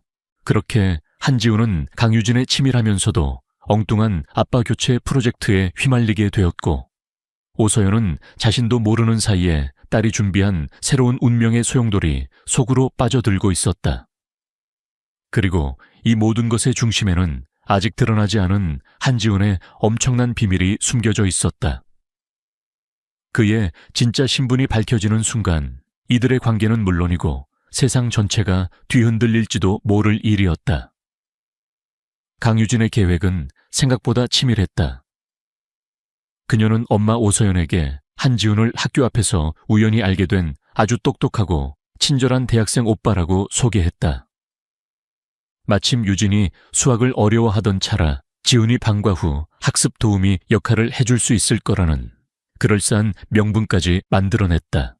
물론 지훈은 평범한 노동자였지 대학생은 아니었지만 유진은 이미 지훈에게 연기를 부탁한 후였다.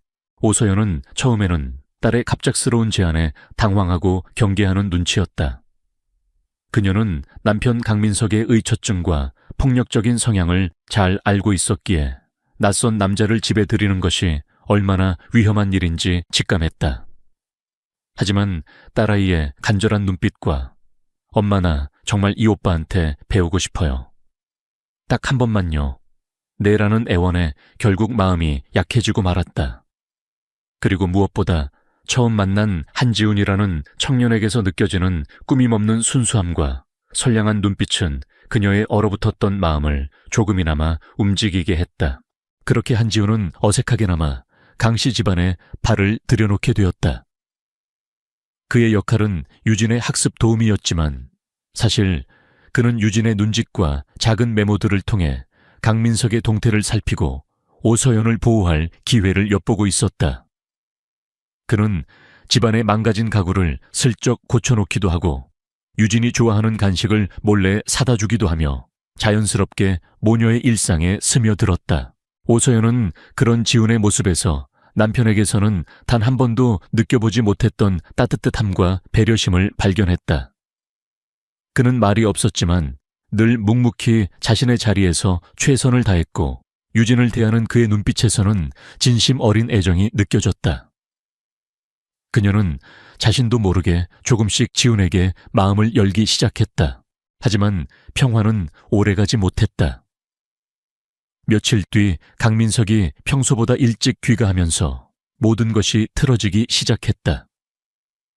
그는 거실에서 유진과 함께 숙제를 하고 있던 지훈을 발견하자마자 의심과 경멸이 가득한 눈빛으로 그를 쏘아보았다.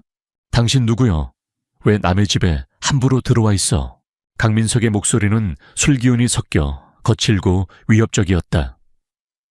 유진이 겁에 질려 지훈의 뒤로 숨었고 오서연은 황급히 그들 사이를 막아섰다. 여보, 진정해요. 이분은 유진이 학습 도우미 선생님이세요. 제가 부탁드렸어요. 학습 도우미허, 당신이 언제부터 애 교육에 그렇게 신경 썼다고? 아니면 내가 모르는 다른 꿍꿍이라도 있는 거 아니야? 강민석은 비아냥거리며 지훈의 허름한 옷차림을 위아래로 훑어보았다. 그의 눈에는 저런 별 볼 일 없는 놈팽이라는 경멸감이 노골적으로 드러나 있었다. 어디서 굴러먹던 놈인지는 모르겠지만 당장 내 집에서 꺼져. 그리고 당신 오서연, 내가 없는 사이에 별의별 놈들을 다 끌어들이는군. 아주 잘하는 짓이야. 그는 지훈에게 고함을 지르며 당장이라도 폭력을 행사할 듯 위협적인 자세를 취했다. 오서연은 공포에 질려 몸을 떨었지만 딸 유진을 보호하려는 듯 필사적으로 그의 앞을 막아섰다. 바로 그때 조용히 상황을 지켜보던 한지훈이 낮은 목소리로 입을 열었다. 강민석 씨, 말씀이 좀 지나치신 것 같습니다. 저는 오서연 씨의 정식 허락을 받고 유진 양의 학습을 돕고 있을 뿐입니다. 그리고 어린아이 앞에서 그런 험한 말씀은 삼가주시는 것이 좋겠습니다. 그의 목소리는 차분했지만 그 안에는 어떤 위압감이나 두려움도 찾아볼 수 없는 단단함이 느껴졌다. 강민석은 순간 당황한 듯 잠시 말을 잃었다.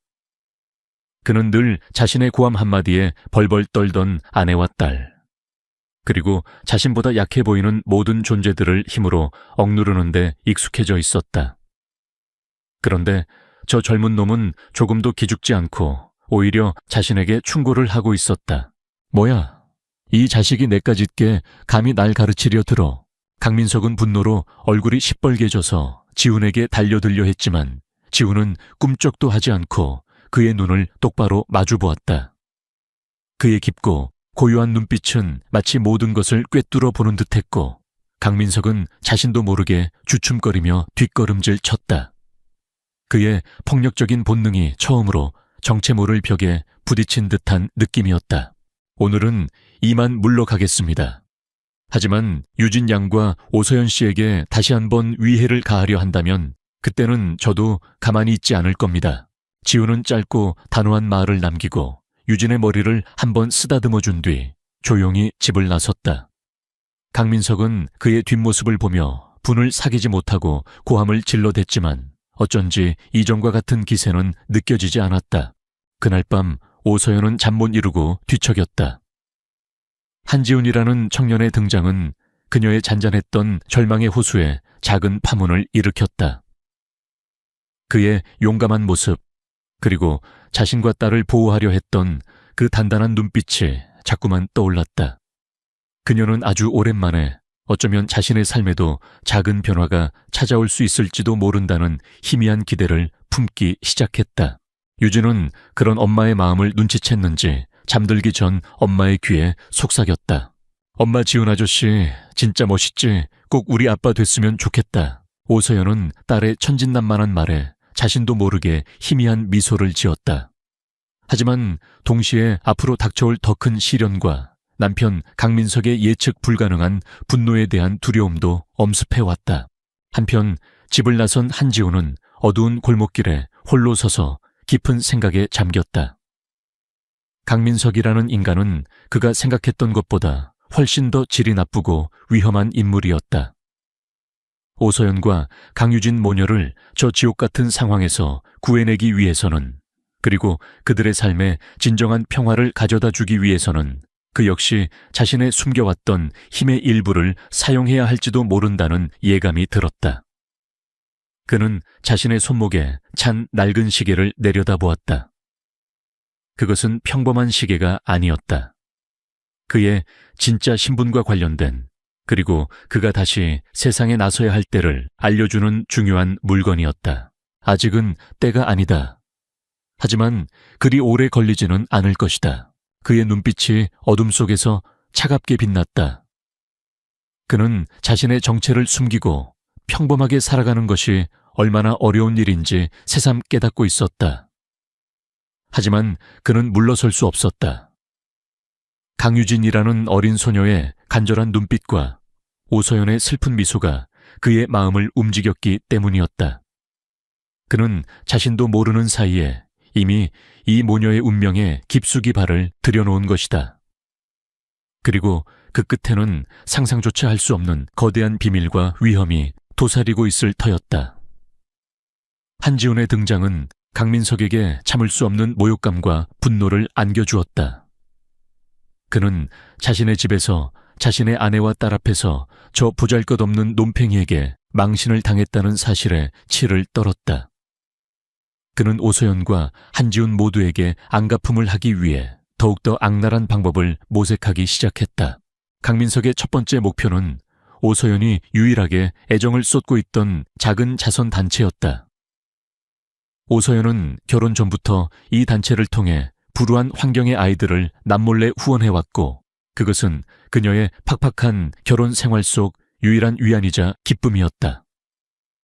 강민석은 이 사실을 알고 있었고, 아내의 가장 소중한 것을 빼앗아 그녀에게 고통을 주기로 마음먹었다. 그는 자신의 인맥과 자금력을 동원하여 자선단체에 각종 압력을 행사했다. 세무조사를 빌미로 단체의 운영을 마비시키려 했고, 단체가 사용하던 건물주에게 압력을 넣어 임대 계약을 일방적으로 파기하게 만들었다. 심지어 단체 후원자들에게 익명으로 악의적인 루머를 퍼뜨려 후원금을 끊기게 만들기도 했다. 오서연은 하루아침에 모든 것을 잃을 위기에 처했다. 자선단체의 아이들은 갈 곳을 잃게 될 처지였고, 그녀 자신도 남편의 비열한 공격에 절망감과 무력감에 휩싸였다. 강유진 역시 엄마의 슬픔을 지켜보며 강민석에 대한 증오심을 더욱더 키워나갔다. 이 모든 상황을 지켜보던 한지훈은 더 이상 방관할 수 없다고 판단했다. 그는 오서연 모녀를 보호하고 동시에 강민석의 악행을 막기 위해 자신의 숨겨왔던 힘의 일부를 사용하기로 결심했다. 물론 여전히 자신의 정체는 철저히 숨긴 채였다. 그는 먼저 자신이 과거에 모종의 이유로 관계를 맺어왔던 몇몇 해외의 자선재단과 익명의 독지가들에게 연락하여 오서연의 자선단체에 대한 긴급 지원을 요청했다. 그의 이름이 직접 거론되지는 않았지만 그가 가진 보이지 않는 영향력은 상상을 초월하는 것이었다. 며칠 만에 오서연의 자선단체에는 국내외에서 엄청난 규모의 후원금이 답지하기 시작했고, 단체는 이전보다 훨씬 더 안정적인 재정 기반을 갖추게 되었다. 다음으로 그는 강민석이 단체에 압력을 행사하기 위해 동원했던 인물들의 비리와 약점들을 은밀하게 수집했다. 그의 곁에는 이미 단순한 노동자나 대학생으로 위장한 각 분야 최고의 전문가들로 구성된 소수의 그림자 조직원들이 포진해 있었다. 그들은 지훈의 명령에 따라 일사불란하게 움직이며 강민석의 하수인들을 하나씩 무력화시켰다. 건물주에게는 그의 탈세 혐의를 세무, 공무원에게는 그의 뇌물 수수 혐의를 익명으로 제보하여 그들 스스로 물러나게 만들었다. 오서연의 자선단체는 기적처럼 위기에서 벗어났고 오히려 이전보다 더 활발하게 운영되기 시작했다. 오서연은 이 모든 것이 마치 꿈처럼 느껴졌지만 동시에 이 기적의 배후에 한지훈이라는 청년이 있을지도 모른다는 강한 의심을 품기 시작했다. 그가 보여주는 침착함 예리한 통찰력, 그리고 결정적인 순간에 나타나는 문제 해결 능력은 결코 평범한 청년의 것이라고는 생각할 수 없었다. 그녀는 자신도 모르게 한지훈의 배경에 대해 조사하기 시작했다. 하지만 그에 대한 정보는 너무나도 빈약했다. 공식적인 기록상으로는 그는 고아 출신의 평범한 노동자일 뿐이었다. 가족도 특별한 경력도 심지어 이렇다 할 친구 관계조차 찾아보기 어려웠다. 마치 그의 과거는 누군가에 의해 의도적으로 지워지기라도 한 것처럼 깨끗했다. 이런 점이 오히려 오서연의 의심을 더욱더 증폭시켰다. 그러던 중 오서연은 남편 강민석의 서재에서 우연히 낡은 사진 한 장을 발견하게 되었다. 사진 속에는 젊은 시절의 강민석과 함께 지금과는 사뭇 다른 날카로운 눈빛의 한 남자가 서 있었다. 그리고 그 남자의 모습은 놀랍게도 한지훈과 너무나도 흡사했다. 다만 분위기가 전혀 달랐을 뿐이다. 사진 속의 남자는 마치 세상을 다 가진 듯한 오만함과 함께 위험한 카리스마를 뿜어내고 있었다. 오서연은 혼란스러웠다. 이 남자가 정말 한지훈이란 말인가? 그렇다면 지금 그녀가 알고 있는 한지훈은 대체 누구란 말인가? 한편 자신의 계획이 연이어 실패로 돌아가자 강민석은 극도의 분노에 휩싸였다. 그는 한지훈이라는 존재가 자신의 모든 것을 망치고 있다고 생각했고 그를 제거하기 위해 더욱더 위험한 계획을 꾸미기 시작했다. 그는 자신이 알고 있는 어둠의 세력, 즉 불법적인 일도 서슴지 않는 해결사 조직에게 거액의 돈을 주고 한지훈의 제거를 의뢰했다. 한지훈은 이미 강민석의 이러한 움직임을 감지하고 있었다. 그의 주변에는 보이지 않는 위협이 점점 더 가까이 다가오고 있었지만 그의 표정에는 어떤 두려움도 없었다. 오히려 그는 이 모든 상황을 즐기고 있는 듯한 여유마저 보였다. 오서연과의 관계도 조금씩 변화하고 있었다. 그녀는 더 이상 지훈을 단순한 유진이 학습 도우미나 착한 청년으로만 보지 않았다. 그에게서는 알 수 없는 강인함과 함께 묘한 매력이 느껴졌고 그와 함께 있을 때면 자신도 모르게 마음이 편안해지는 것을 느꼈다. 그녀는 남편 강민석에게서는 단 한 번도 느껴보지 못했던 안정감과 설렘을 동시에 느끼고 있었다. 어느 날 밤 오서연은 용기를 내어 지훈에게 사진에 대해 물었다. 지훈 씨, 혹시 이 사진 속의 남자 알아요? 지훈은 사진을 보고 잠시 침묵했다. 그의 눈빛이 순간 복잡하게 흔들리는 것을 오서연은 놓치지 않았다. 닮았네요. 하지만 전 아닙니다. 그의 대답은 단호했지만 오서연은 그가 무언가를 숨기고 있다는 것을 직감했다. 그녀는 더 이상 묻지 않았지만 한지훈이라는 남자에 대한 궁금증과 함께 그를 향한 감정은 더욱더 깊어져만 갔다. 그날 밤 강민석이 보낸 해결사들이 한지훈의 낡은 옥탑방을 기습했다. 그들은 어둠을 틈타 조용히 그를 처리할 생각이었지만 그들을 기다리고 있었던 것은 상상조차 할 수 없는 함정이었다. 지훈은 이미 그들의 침입을 예상하고 있었고 그의 방은 마치 요새처럼 개조되어 있었다. 해결사들은 속수무책으로 그의 함정에 빠져들었고 지훈은 단 한 번의 방역도 허용하지 않고 그들을 모두 제압해버렸다. 그의 움직임은 더 이상 평범한 노동자의 것이 아니었다. 그것은 수많은 실전 경험을 통해 다져진 냉혹하고 효율적인 살인 기술에 가까웠다. 다음날 아침 강민석은 자신이 고용한 해결사들이 처참하게 실패했다는 소식을 듣고 경악했다. 그리고 동시에 자신의 집무실 책상 위에 놓인 섬뜩한 경고 메시지를 발견했다. 다음은 내 차례다. 강민석은 공포에 질려 온몸을 떨었다. 한지훈 그는 대체 어떤 존재란 말인가? 그는 자신이 건드려서는 안 될 괴물을 건드렸다는 것을 뒤늦게 깨달았다. 하지만 후회하기에는 이미 너무 늦어버렸다. 그의 파멸은 이미 시작된 것이다. 강민석이 고용한 해결사들이 처참하게 실패했다는 소식과 함께 그의 집무실 책상 위에 놓인 섬뜩한 경고 메시지는 그를 극도의 공포와 분노로 몰아넣었다. 그는 한지훈이라는 존재가 자신이 감당할 수 있는 수준을 넘어섰다는 것을 어렴풋이 깨달았지만 이대로 물러설 수는 없었다. 그의 비뚤어진 자존심과 오서연에 대한 집착은 그를 더욱더 위험한 선택으로 이끌었다. 그는 이제 한지훈 개인뿐만 아니라 그와 가깝게 지내는 오서연까지 함께 파멸시키기로 마음먹었다. 강민석은 자신의 사업상 인맥과 검은 돈을 총동원하여 한지훈과 오서연을 동시에 사회적으로 매장시킬 계략을 꾸몄다. 그는 먼저 악덕 사설 정보원을 고용하여 한지훈의 뒷조사를 다시 지시하는 한편 오서연에게는 치명적인 스캔들을 조작하여 터뜨릴 준비를 했다. 그가 노린 것은 한지훈을 파렴치한 사기꾼으로 만들고 오서연을 부도덕한 여자로 낙인 찍어 두 사람 모두를 사회적으로 고립시키는 것이었다. 며칠 뒤 인터넷과 일부 타블로이드 신문에는 유명 자선사업가 오서연 연하의 무명예술가와 불륜 의혹이라는 자극적인 제목의 기사들이 터져 나오기 시작했다. 기사 내용은 교묘하게 조작된 사진들과 익명의 제보를 바탕으로 오서연과 한지훈 그녀의 딸 유진의 학습 도우미로만 알려진의 관계를 부적절한 것으로 몰아가고 있었다. 또한 한지훈이 사실은 오소연의 재산을 노리고 의도적으로 접근한 사기꾼이라는 악의적인 소문까지 덧붙여졌다. 강민석은 이 스캔들을 통해 오소연의 자선단체 이미지를 실추시키고 그녀의 사회적 명성을 바닥으로 떨어뜨리려 했다. 그리고 한지훈에게는 꽃뱀이라는 누명을 씌워 그를 사회에서 완전히 매장시키려 했던 것이다.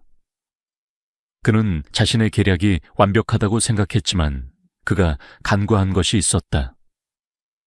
바로 한지훈의 진짜 능력과 그의 그림자 조직원들이었다. 한지훈은 이미 강민석의 모든 움직임을 손바닥처럼 꿰뚫어 보고 있었다. 그의 정보팀은 강민석이 사설 정보원을 고용하는 순간부터 모든 것을 감시하고 있었고 그들이 증거를 조작하고 언론의 정보를 흘리는 과정까지 상세히 파악하고 있었다. 이제 방역의 시간이다. 한지훈은 차가운 미소를 지으며 그의 조직원들에게 명령을 내렸다. 그는 강민석이 파놓은 함정을 역이용하여 그를 완벽하게 파멸시킬 계획을 세웠다. 먼저 그는 자신과 오소연에 대한 악의적인 기사를 유포한 언론사들의 세무 비리와 약점들을 집중적으로 공격하여 그들 스스로 기사를 내리고 정정 보도를 하도록 만들었다. 다음으로 강민석이 고용한 사설 정보원의 사무실을 급습하여 그가 불법적으로 수집한 모든 정보와 증거 조작의 전말을 확보했다. 그리고 가장 결정적으로 그는 강민석이 이번 스캔들을 조작하기 위해 자금을 동원하고 사람들을 매수하는 모든 과정이 담긴 통화 녹취 파일과 영상 자료들을 손에 넣었다. 모든 증거를 확보한 한지훈은 더 이상 기다리지 않았다. 그는 자신이 직접 설립한 익명의 인터넷 언론사를 통해 강민석의 모든 추악한 만행을 세상에 공개했다. 가정폭력 불법, 도박 횡령 배임, 그리고 이번 스캔들 조작 사건의 전말까지. 그의 범죄 행각은 너무나도 충격적이고 파렴치해서 대중들은 경악을 금치 못했다. 강민석은 한순간에 천하의 악당으로 전락했다. 그의 사업은 파산 위기에 몰렸고 그의 사회적 명성은 바닥으로 떨어졌으며 그를 따르던 모든 사람들은 등을 돌렸다. 검찰과 경찰 역시 즉각적으로 수사에 착수했고 그는 출국 금지 조치를 당한 채 자신의 저택에 숨어 지내는 신세가 되었다. 그가 한때 그토록 경멸하고 무시했던 한지훈이라는 보잘것없는 녀석에게 처참하게 방역당한 것이다. 오소연은 이 모든 상황을 믿을 수 없다는 표정으로 지켜보았다. 자신을 그토록 괴롭혔던 스캔들이 하루아침에 사라지고 오히려 남편 강민석의 추악한 실체가 만천에 드러나는 것을 보며 그녀는 형언할 수 없는 감정에 휩싸였다. 이 모든 일의 배후에 한지훈이 있다는 것을 그녀는 직감적으로 알 수 있었다. 그가 가진 힘은 그녀의 상상을 훨씬 뛰어넘는 것이었다. 그녀는 마침내 결심했다. 더 이상 강민석이라는 악몽 속에서 살아갈 수 없었다. 그녀는 변호사를 선임하여 강민석에게 정식으로 이혼 소송을 제기했고 동시에 그의 모든 가정폭력과 범죄 행위에 대한 증거 자료들을 사법기관에 제출했다.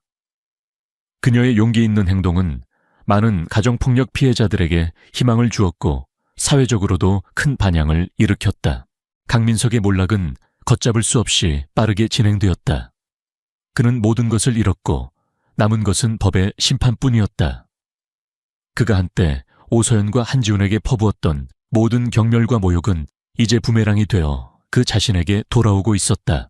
하지만 한지훈의 시선은 이미 다른 곳을 향하고 있었다. 강민석을 무너뜨리는 과정에서 그는 자신의 진짜 과거와 관련된 위험한 단서들을 발견했기 때문이었다. 그가 사용했던 정보망과 자금력, 그리고 그가 보여준 비범한 능력들은 어둠 속에서 암약하는 또 다른 거대한 세력의 주목을 끌기에 충분했다. 그들은 한지훈이라는 존재가 자신들의 오랜 계획에 방해가 될 수 있다고 판단하고 그를 제거하거나 혹은 자신들의 편으로 끌어들이기 위한 움직임을 보이기 시작했다. 한지훈은 자신에게 다가오는 새로운 위협을 감지하며 다시 한번 마음을 다잡았다. 강민석은 그저 시작에 불과했을지도 모른다. 그의 진짜 싸움은 이제부터 시작될 터였다. 그리고 그 싸움에는 이제 오서연이라는 든든한 조력자이자 사랑하는 여인이 함께할 것이라는 예감이 그의 가슴을 뜨겁게 만들었다. 그녀는 더 이상 과거에 나약하고 수동적인 여자가 아니었다. 한지훈을 만나 그녀 역시 스스로의 힘으로 일어서는 법을 배우고 있었던 것이다. 그들의 앞날에는 어떤 시련이 기다리고 있을까? 그리고 한지훈의 진짜 신분은 과연 무엇일까? 모든 수수께끼는 점점 더 깊어지고 있었다. 강민석의 몰락은 예상보다 훨씬 더 큰 파장을 불러일으켰다. 그와 연결된 수많은 부패 사슬이 드러나면서 사회 전체가 들썩였고 한지훈이라는 이름은 의도치 않게 대중들에게 각인되기 시작했다. 어떤 이들은 그를 불의에 맞서 싸운 영웅으로 칭송했지만 또 다른 이들은 그의 갑작스러운 등장과 막강한 정보력에 의구심을 품었다. 강민석은 모든 것을 잃고 사회적으로 완전히 매장당했지만 그의 증오심은 오히려 더욱더 깊어졌다. 그는 교도소에 수감되기 직전 자신이 과거에 손을 잡았던 가장 위험한 인물, 국제적인 범죄 조직 흑사단 HK 셰투안의 두목에게 연락하여 한지훈과 오서연 모녀의 제거를 의뢰했다. 그는 자신의 남은 모든 재산과 인맥을 동원하여 이 마지막 도박에 모든 것을 걸었다. 한편 한지훈의 성공적인 방역과 그가 보여준 비범한 능력들은 오랫동안 그를 추적해왔던 또 다른 그림자 조직 청월도 칭유에다오의 이목을 집중시켰다. 청월도는 과거 한지훈이 속했던 그러나 내부의 배신과 외부의 공격으로 와해되었던 비밀 결사 천무각 티엔우계의 숙적이자 경쟁 관계에 있던 조직이었다. 천무각의 마지막 후계자로 알려졌던 한지훈, 그의 진짜 이름은 진천우였다. 이 평범한 노동자로 위장한 채 은둔하고 있다는 사실을 그들은 어렴풋이 짐작하고 있었지만 그의 최근 행보는 그들의 예상을 훨씬 뛰어넘는 것이었다. 청월도는 진천우가 다시금 천무각을 재건하고 자신들의 앞길을 막을 것을 우려하여 그를 영원히 제거하기 위한 비밀 작전을 개시했다. 한지훈은 자신에게 다가오는 두 개의 거대한 위협을 동시에 감지하고 있었다. 강민석이 사주한 흑사단의 살수들과 자신을 노리는 청월도의 정예 요원들. 그는 더 이상 자신의 정체를 숨기기 어려울 것이라고 판단했다. 이제는 자신의 모든 능력과 자원을 총동원하여 이 위기를 정면으로 돌파해야만 했다. 흑사단의 공격은 예상보다 훨씬 더 빠르고 거칠었다. 그들은 오서연과 강유진을 납치하여 한지훈을 유인하려 했지만 이미 모든 것을 예측하고 있던 한지훈의 그림자 조직원들과 그의 곁을 지키는 임시 남편 역할의 부하들에 의해 저지당했다. 치열한 시가전이 벌어졌고 한지훈은 이 과정에서 어쩔 수 없이 자신의 진짜 무술 실력과 전술 지휘 능력을 일부 드러내야만 했다. 그의 움직임은 더 이상 평범한 청년의 것이 아니었고 수많은 사선을 넘어온 백전노장의 그것과 같았다. 오서연은 눈앞에서 벌어지는 총격전과 격투 장면, 그리고 그 중심에서 냉철하게 상황을 지휘하며 괴물 같은 힘을 발휘하는 한지훈의 모습을 보며 할 말을 잃었다. 그녀가 알던 착한 학습 도우미 아저씨는 온데간데 없었다. 지금 그녀의 눈앞에 있는 남자는 마치 전쟁 영화 속의 주인공처럼 혹은 그 이상의 존재처럼 보였다. 흑사단의 1차 공격을 막아낸 후 한지훈은 오서연과 강유진을 안전한 비밀 가옥으로 옮겼다. 그리고 그곳에서 그는 마침내 오서연에게 자신의 진짜 신분의 일부를 털어놓기로 결심했다. 서연 씨, 사실 저는 당신이 알고 있는 그런 평범한 사람이 아닙니다. 그는 자신이 과거 거대한 비밀 결사의 일원이었으며 모종의 이유로 모든 것을 버리고 은둔해왔다는 사실, 그리고 지금 자신을 노리는 위험한 세력들이 있다는 것까지만 간략하게 설명했다. 물론 그의 진짜 이름이나 천무각의 마지막 후계자라는 사실까지는 밝히지 않았다. 오서연은 충격적인 그의 고백을 묵묵히 들었다. 그녀는 놀라거나 두려워하는 대신 오히려 그의 손을 잡고 말했다. 지훈 씨, 당신이 어떤 사람이든 어떤 과거를 가지고 있든 상관없어요. 당신은 나와 유진이의 생명의 은인이에요. 그리고 내 마음속에는 이미 당신밖에 없어요. 그녀의 눈빛은 진심이었고 그 안에는 그를 향한 깊은 신뢰와 애정이 담겨 있었다. 한지우는 그런 그녀의 모습에 가슴 한구석이 뜨거워지는 것을 느꼈다. 그는 그녀를 자신의 품으로 끌어당겨 부드럽게 입을 맞추었다. 서로의 마음을 확인하는 짧지만 강렬한 순간이었다. 하지만 그들의 평화는 오래가지 못했다. 청월도의 본격적인 공격이 시작된 것이다. 그들은 흑사단처럼 무식하게 달려들지 않았다. 대신 그들은 한지훈의 주변 인물들을 하나씩 제거하거나 매수하여 그를 심리적으로 압박해 들어왔다. 한지훈이 과거에 도움을 주었던 사람들이 갑자기 의문의 사고를 당하거나 그의 사업 파트너들이 등을 돌리는 일들이 연이어 발생했다. 심지어 그가 설립한 익명의 인터넷 언론사마저 해킹 공격을 받아 모든 자료가 파괴될 위기에 처했다. 한지훈은 청월도의 공격 방식이 과거 천무각을 무너뜨렸던 자들의 수법과 너무나도 흡사하다는 것을 깨닫고 분노했다. 그들은 정면 대결을 피하고 비열하고 음험한 방식으로 상대를 서서히 고립시키고 질식시키는 데 능했다. 이 위기 상황에서 오서연은 의외의 기질을 발휘했다. 그녀는 YS그룹의 정보망과 인맥을 총동원하여 청월도의 배후와 그들의 약점을 파악하는 데 결정적인 도움을 주었다. 그녀는 더 이상 연약한 온실 속의 화초가 아니었다. 사랑하는 사람을 지키기 위해 그녀 역시 강인한 여전사로 변해가고 있었던 것이다. 그러던 중 오서연은 강민석의 유품을 정리하다가 아주 오래된 열쇠 하나를 발견하게 되었다. 그 열쇠는 과거 강민석의 아버지가 비밀리에 관리하던 스위스 은행의 비밀 금고 열쇠였다. 그리고 그 금고 안에는 아무도 예상하지 못했던 엄청난 비밀이 숨겨져 있었다. 그것은 바로 청월도의 검은 자금 흐름과 그들의 불법적인 활동 내역이 담긴 장부, 그리고 과거 천무각의 몰락과 관련된 결정적인 증거들이었다. 어쩌면 강민석의 아버지는 이 모든 것을 알고 있었고 만일의 사태에 대비해 이 증거들을 숨겨두었을지도 모를 일이었다. 오서연은 즉시 이 사실을 한지훈에게 알렸다. 한지훈은 그 증거들을 보고 경악을 금치 못했다. 이것만 있다면 청월도의 숨통을 단번에 끊어버릴 수 있을 터였다. 하지만 동시에 이것은 청월도가 자신들을 향해 더욱더 필사적인 공격을 감행하게 만들 미끼가 될 수도 있었다. 아니나 다를까. 청월도는 자신들의 치부가 담긴 장부가 한지훈의 손에 들어갔다는 사실을 알아채고 최후의 발악을 시작했다. 그들은 오서연과 강유진을 다시 한번 납치하여 장부를 되찾으려 했고 이 과정에서 한지훈은 그들과의 전면전을 피할 수 없게 되었다. 이제 그의 진짜 신분과 모든 능력을 걸고 사랑하는 사람들과 과거의 원한을 모두 정리해야 할 마지막 순간이 다가오고 있었다. 청월도 칭유에더는 한지훈 아니 진천우 첸티엔유의 손에 자신들의 치부가 담긴 비밀 장부가 넘어갔다는 사실을 확인하자 즉시 모든 수단을 동원하여 그를 제거하고 장부를 되찾기 위한 총력전에 돌입했다.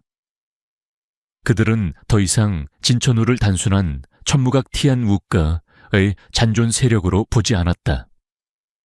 그는 이미 죽었어야 할 과거의 망령이자 자신들의 오랜 수권 사업을 방해하는 가장 위험한 존재였다.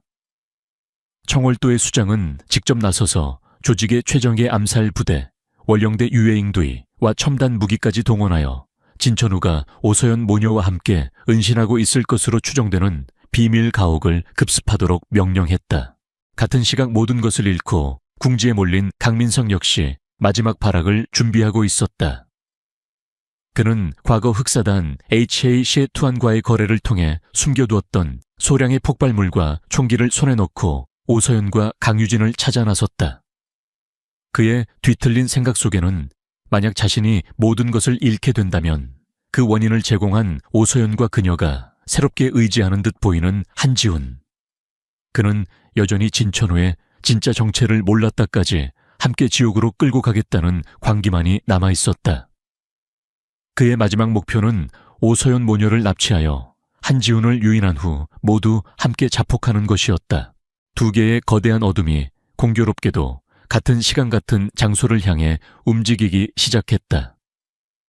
진천우가 오서연 모녀와 함께 은신하고 있던 스위스의 한적한 산장이 바로 그곳이었다.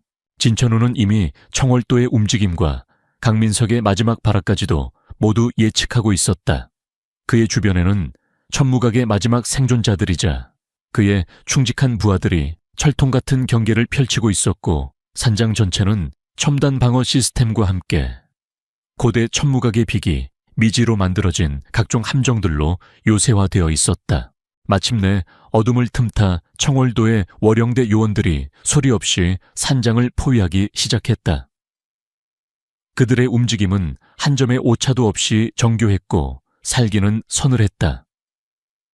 하지만 그들이 미처 행동을 개시하기도 전에 산장 주변의 숲속에서 매복하고 있던 천무각의 그림자 무사들이 먼저 그들을 덮쳤다.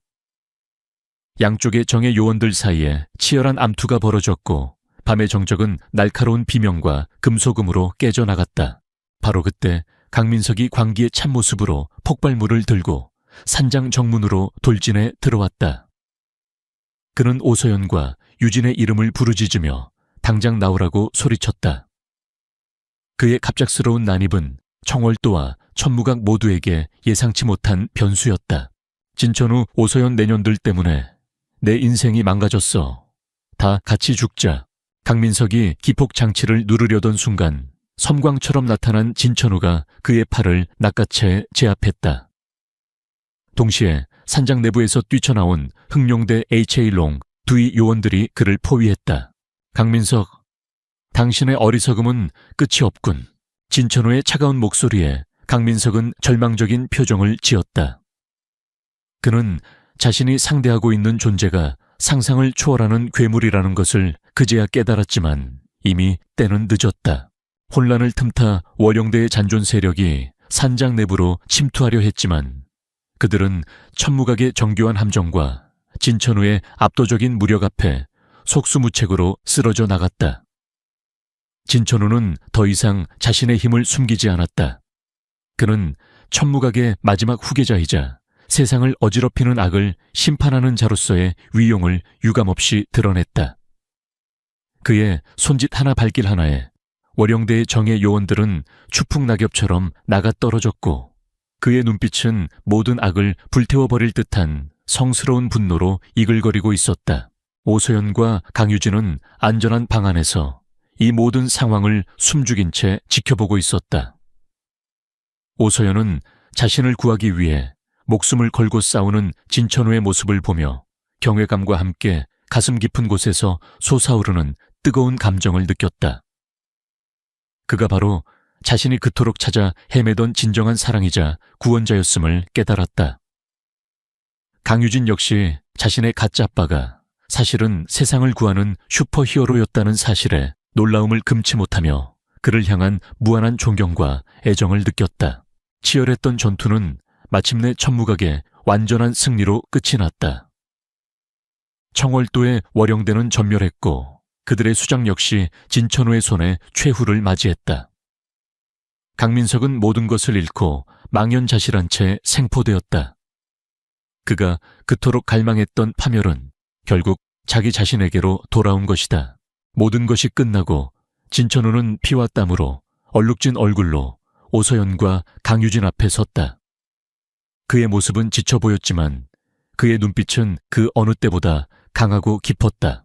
이제 다 끝났어요, 서연 씨, 유진아. 오서연은 그의 품에 안겨 뜨거운 눈물을 흘렸고 유진 역시 그의 다리에 매달려 울음을 터뜨렸다.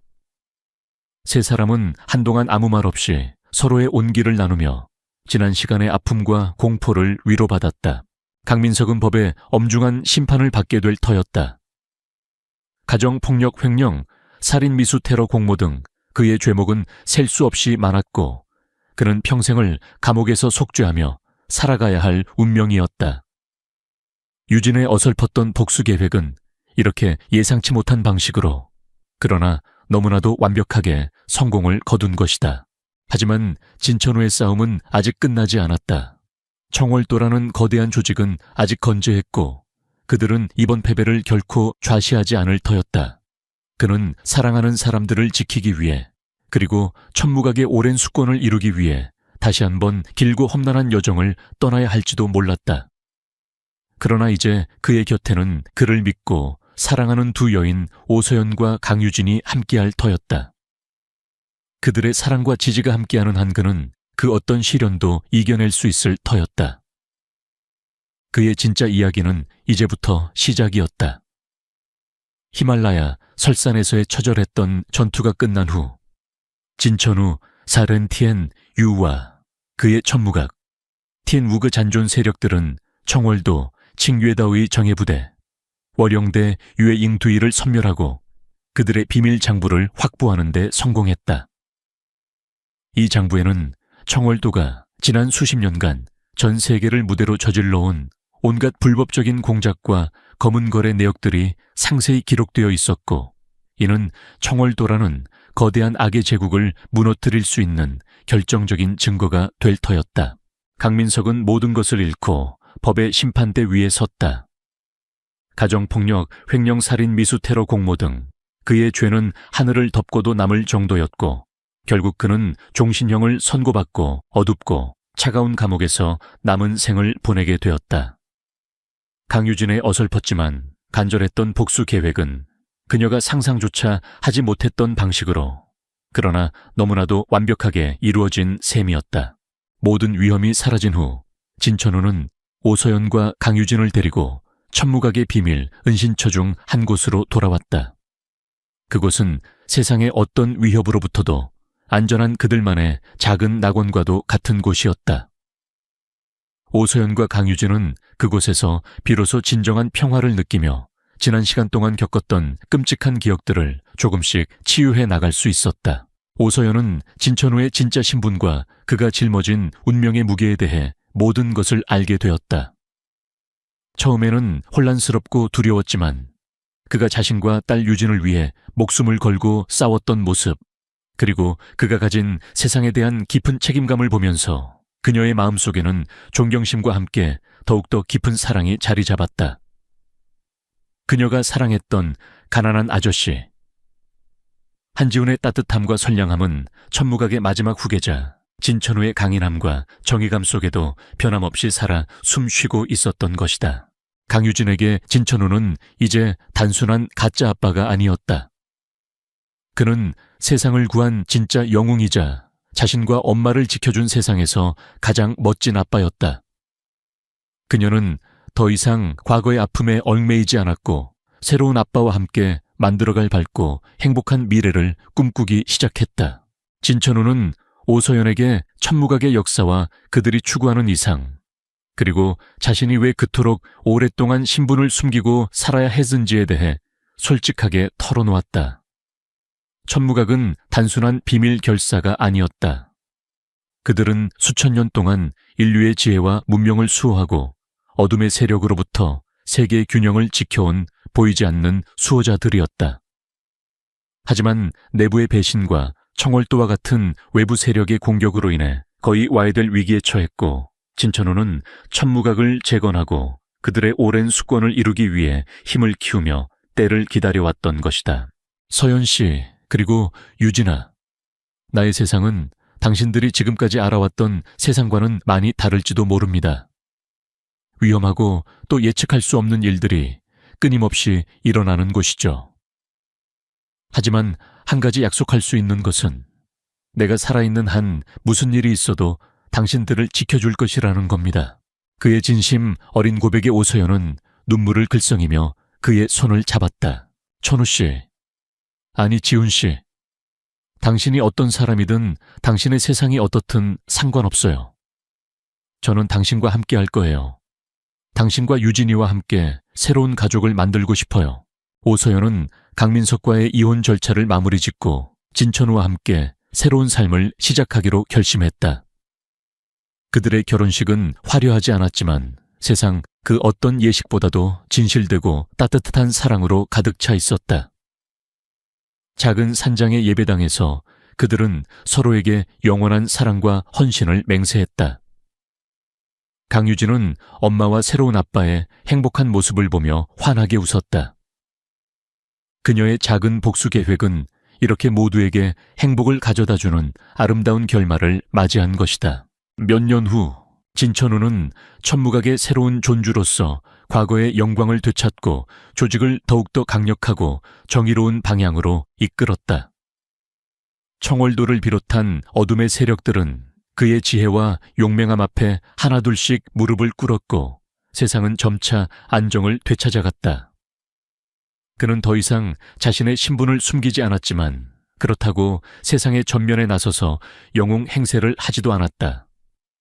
그는 여전히 보이지 않는 곳에서 묵묵히 자신의 책임을 다하며 세상을 수호하는 그림자 영웅으로 남았다. 오서연은 YS그룹의 경영 일선에서 물러나 진천우와 함께 천무각이 운영하는 국제자선재단의 이사장직을 맡았다. 그녀는 자신의 경영 능력과 따뜻한 마음씨를 활용하여 전 세계의 소외된 이웃들을 돕는 데 헌신했고, 강유진 역시 밝고 건강하게 자라 어머니를 도와 봉사활동에 적극적으로 참여하는 아름다운 소녀로 성장했다. 가끔 그들은 함께 스위스의 작은 산장을 찾았다. 그곳에서 그들은 평범한 가족처럼 함께 요리를 하고 산책을 하고 밤하늘의 별을 보며 소소한 이야기를 나누었다. 진천우의 어깨 위에는 여전히 세상을 구원해야 한다는 무거운 책임감이 놓여 있었지만 그의 곁에는 이제 그를 이해하고 사랑하는 가족이 함께하고 있었다. 그것이 바로 그가 어떤 시련 앞에서도 굴하지 않고 앞으로 나아갈 수 있는 가장 큰 힘의 원천이었다. 한때는 복수를 꿈꿨던 작은 소녀 모든 것을 포기하려 했던 절망한 여인, 그리고 자신의 모든 것을 숨겨야 했던 비밀스러운 남자. 그들은 각자의 아픔과 상처를 극복하고 서로의 손을 잡고 새로운 희망을 향해 나아가고 있었다. 그들의 앞날에는 또 어떤 이야기들이 펼쳐질지 아무도 알 수 없었지만 한 가지 분명한 것은 그들의 사랑과 용기가 함께하는 한 그들의 미래는 언제나 밝고 따뜻할 것이라는 사실이었다.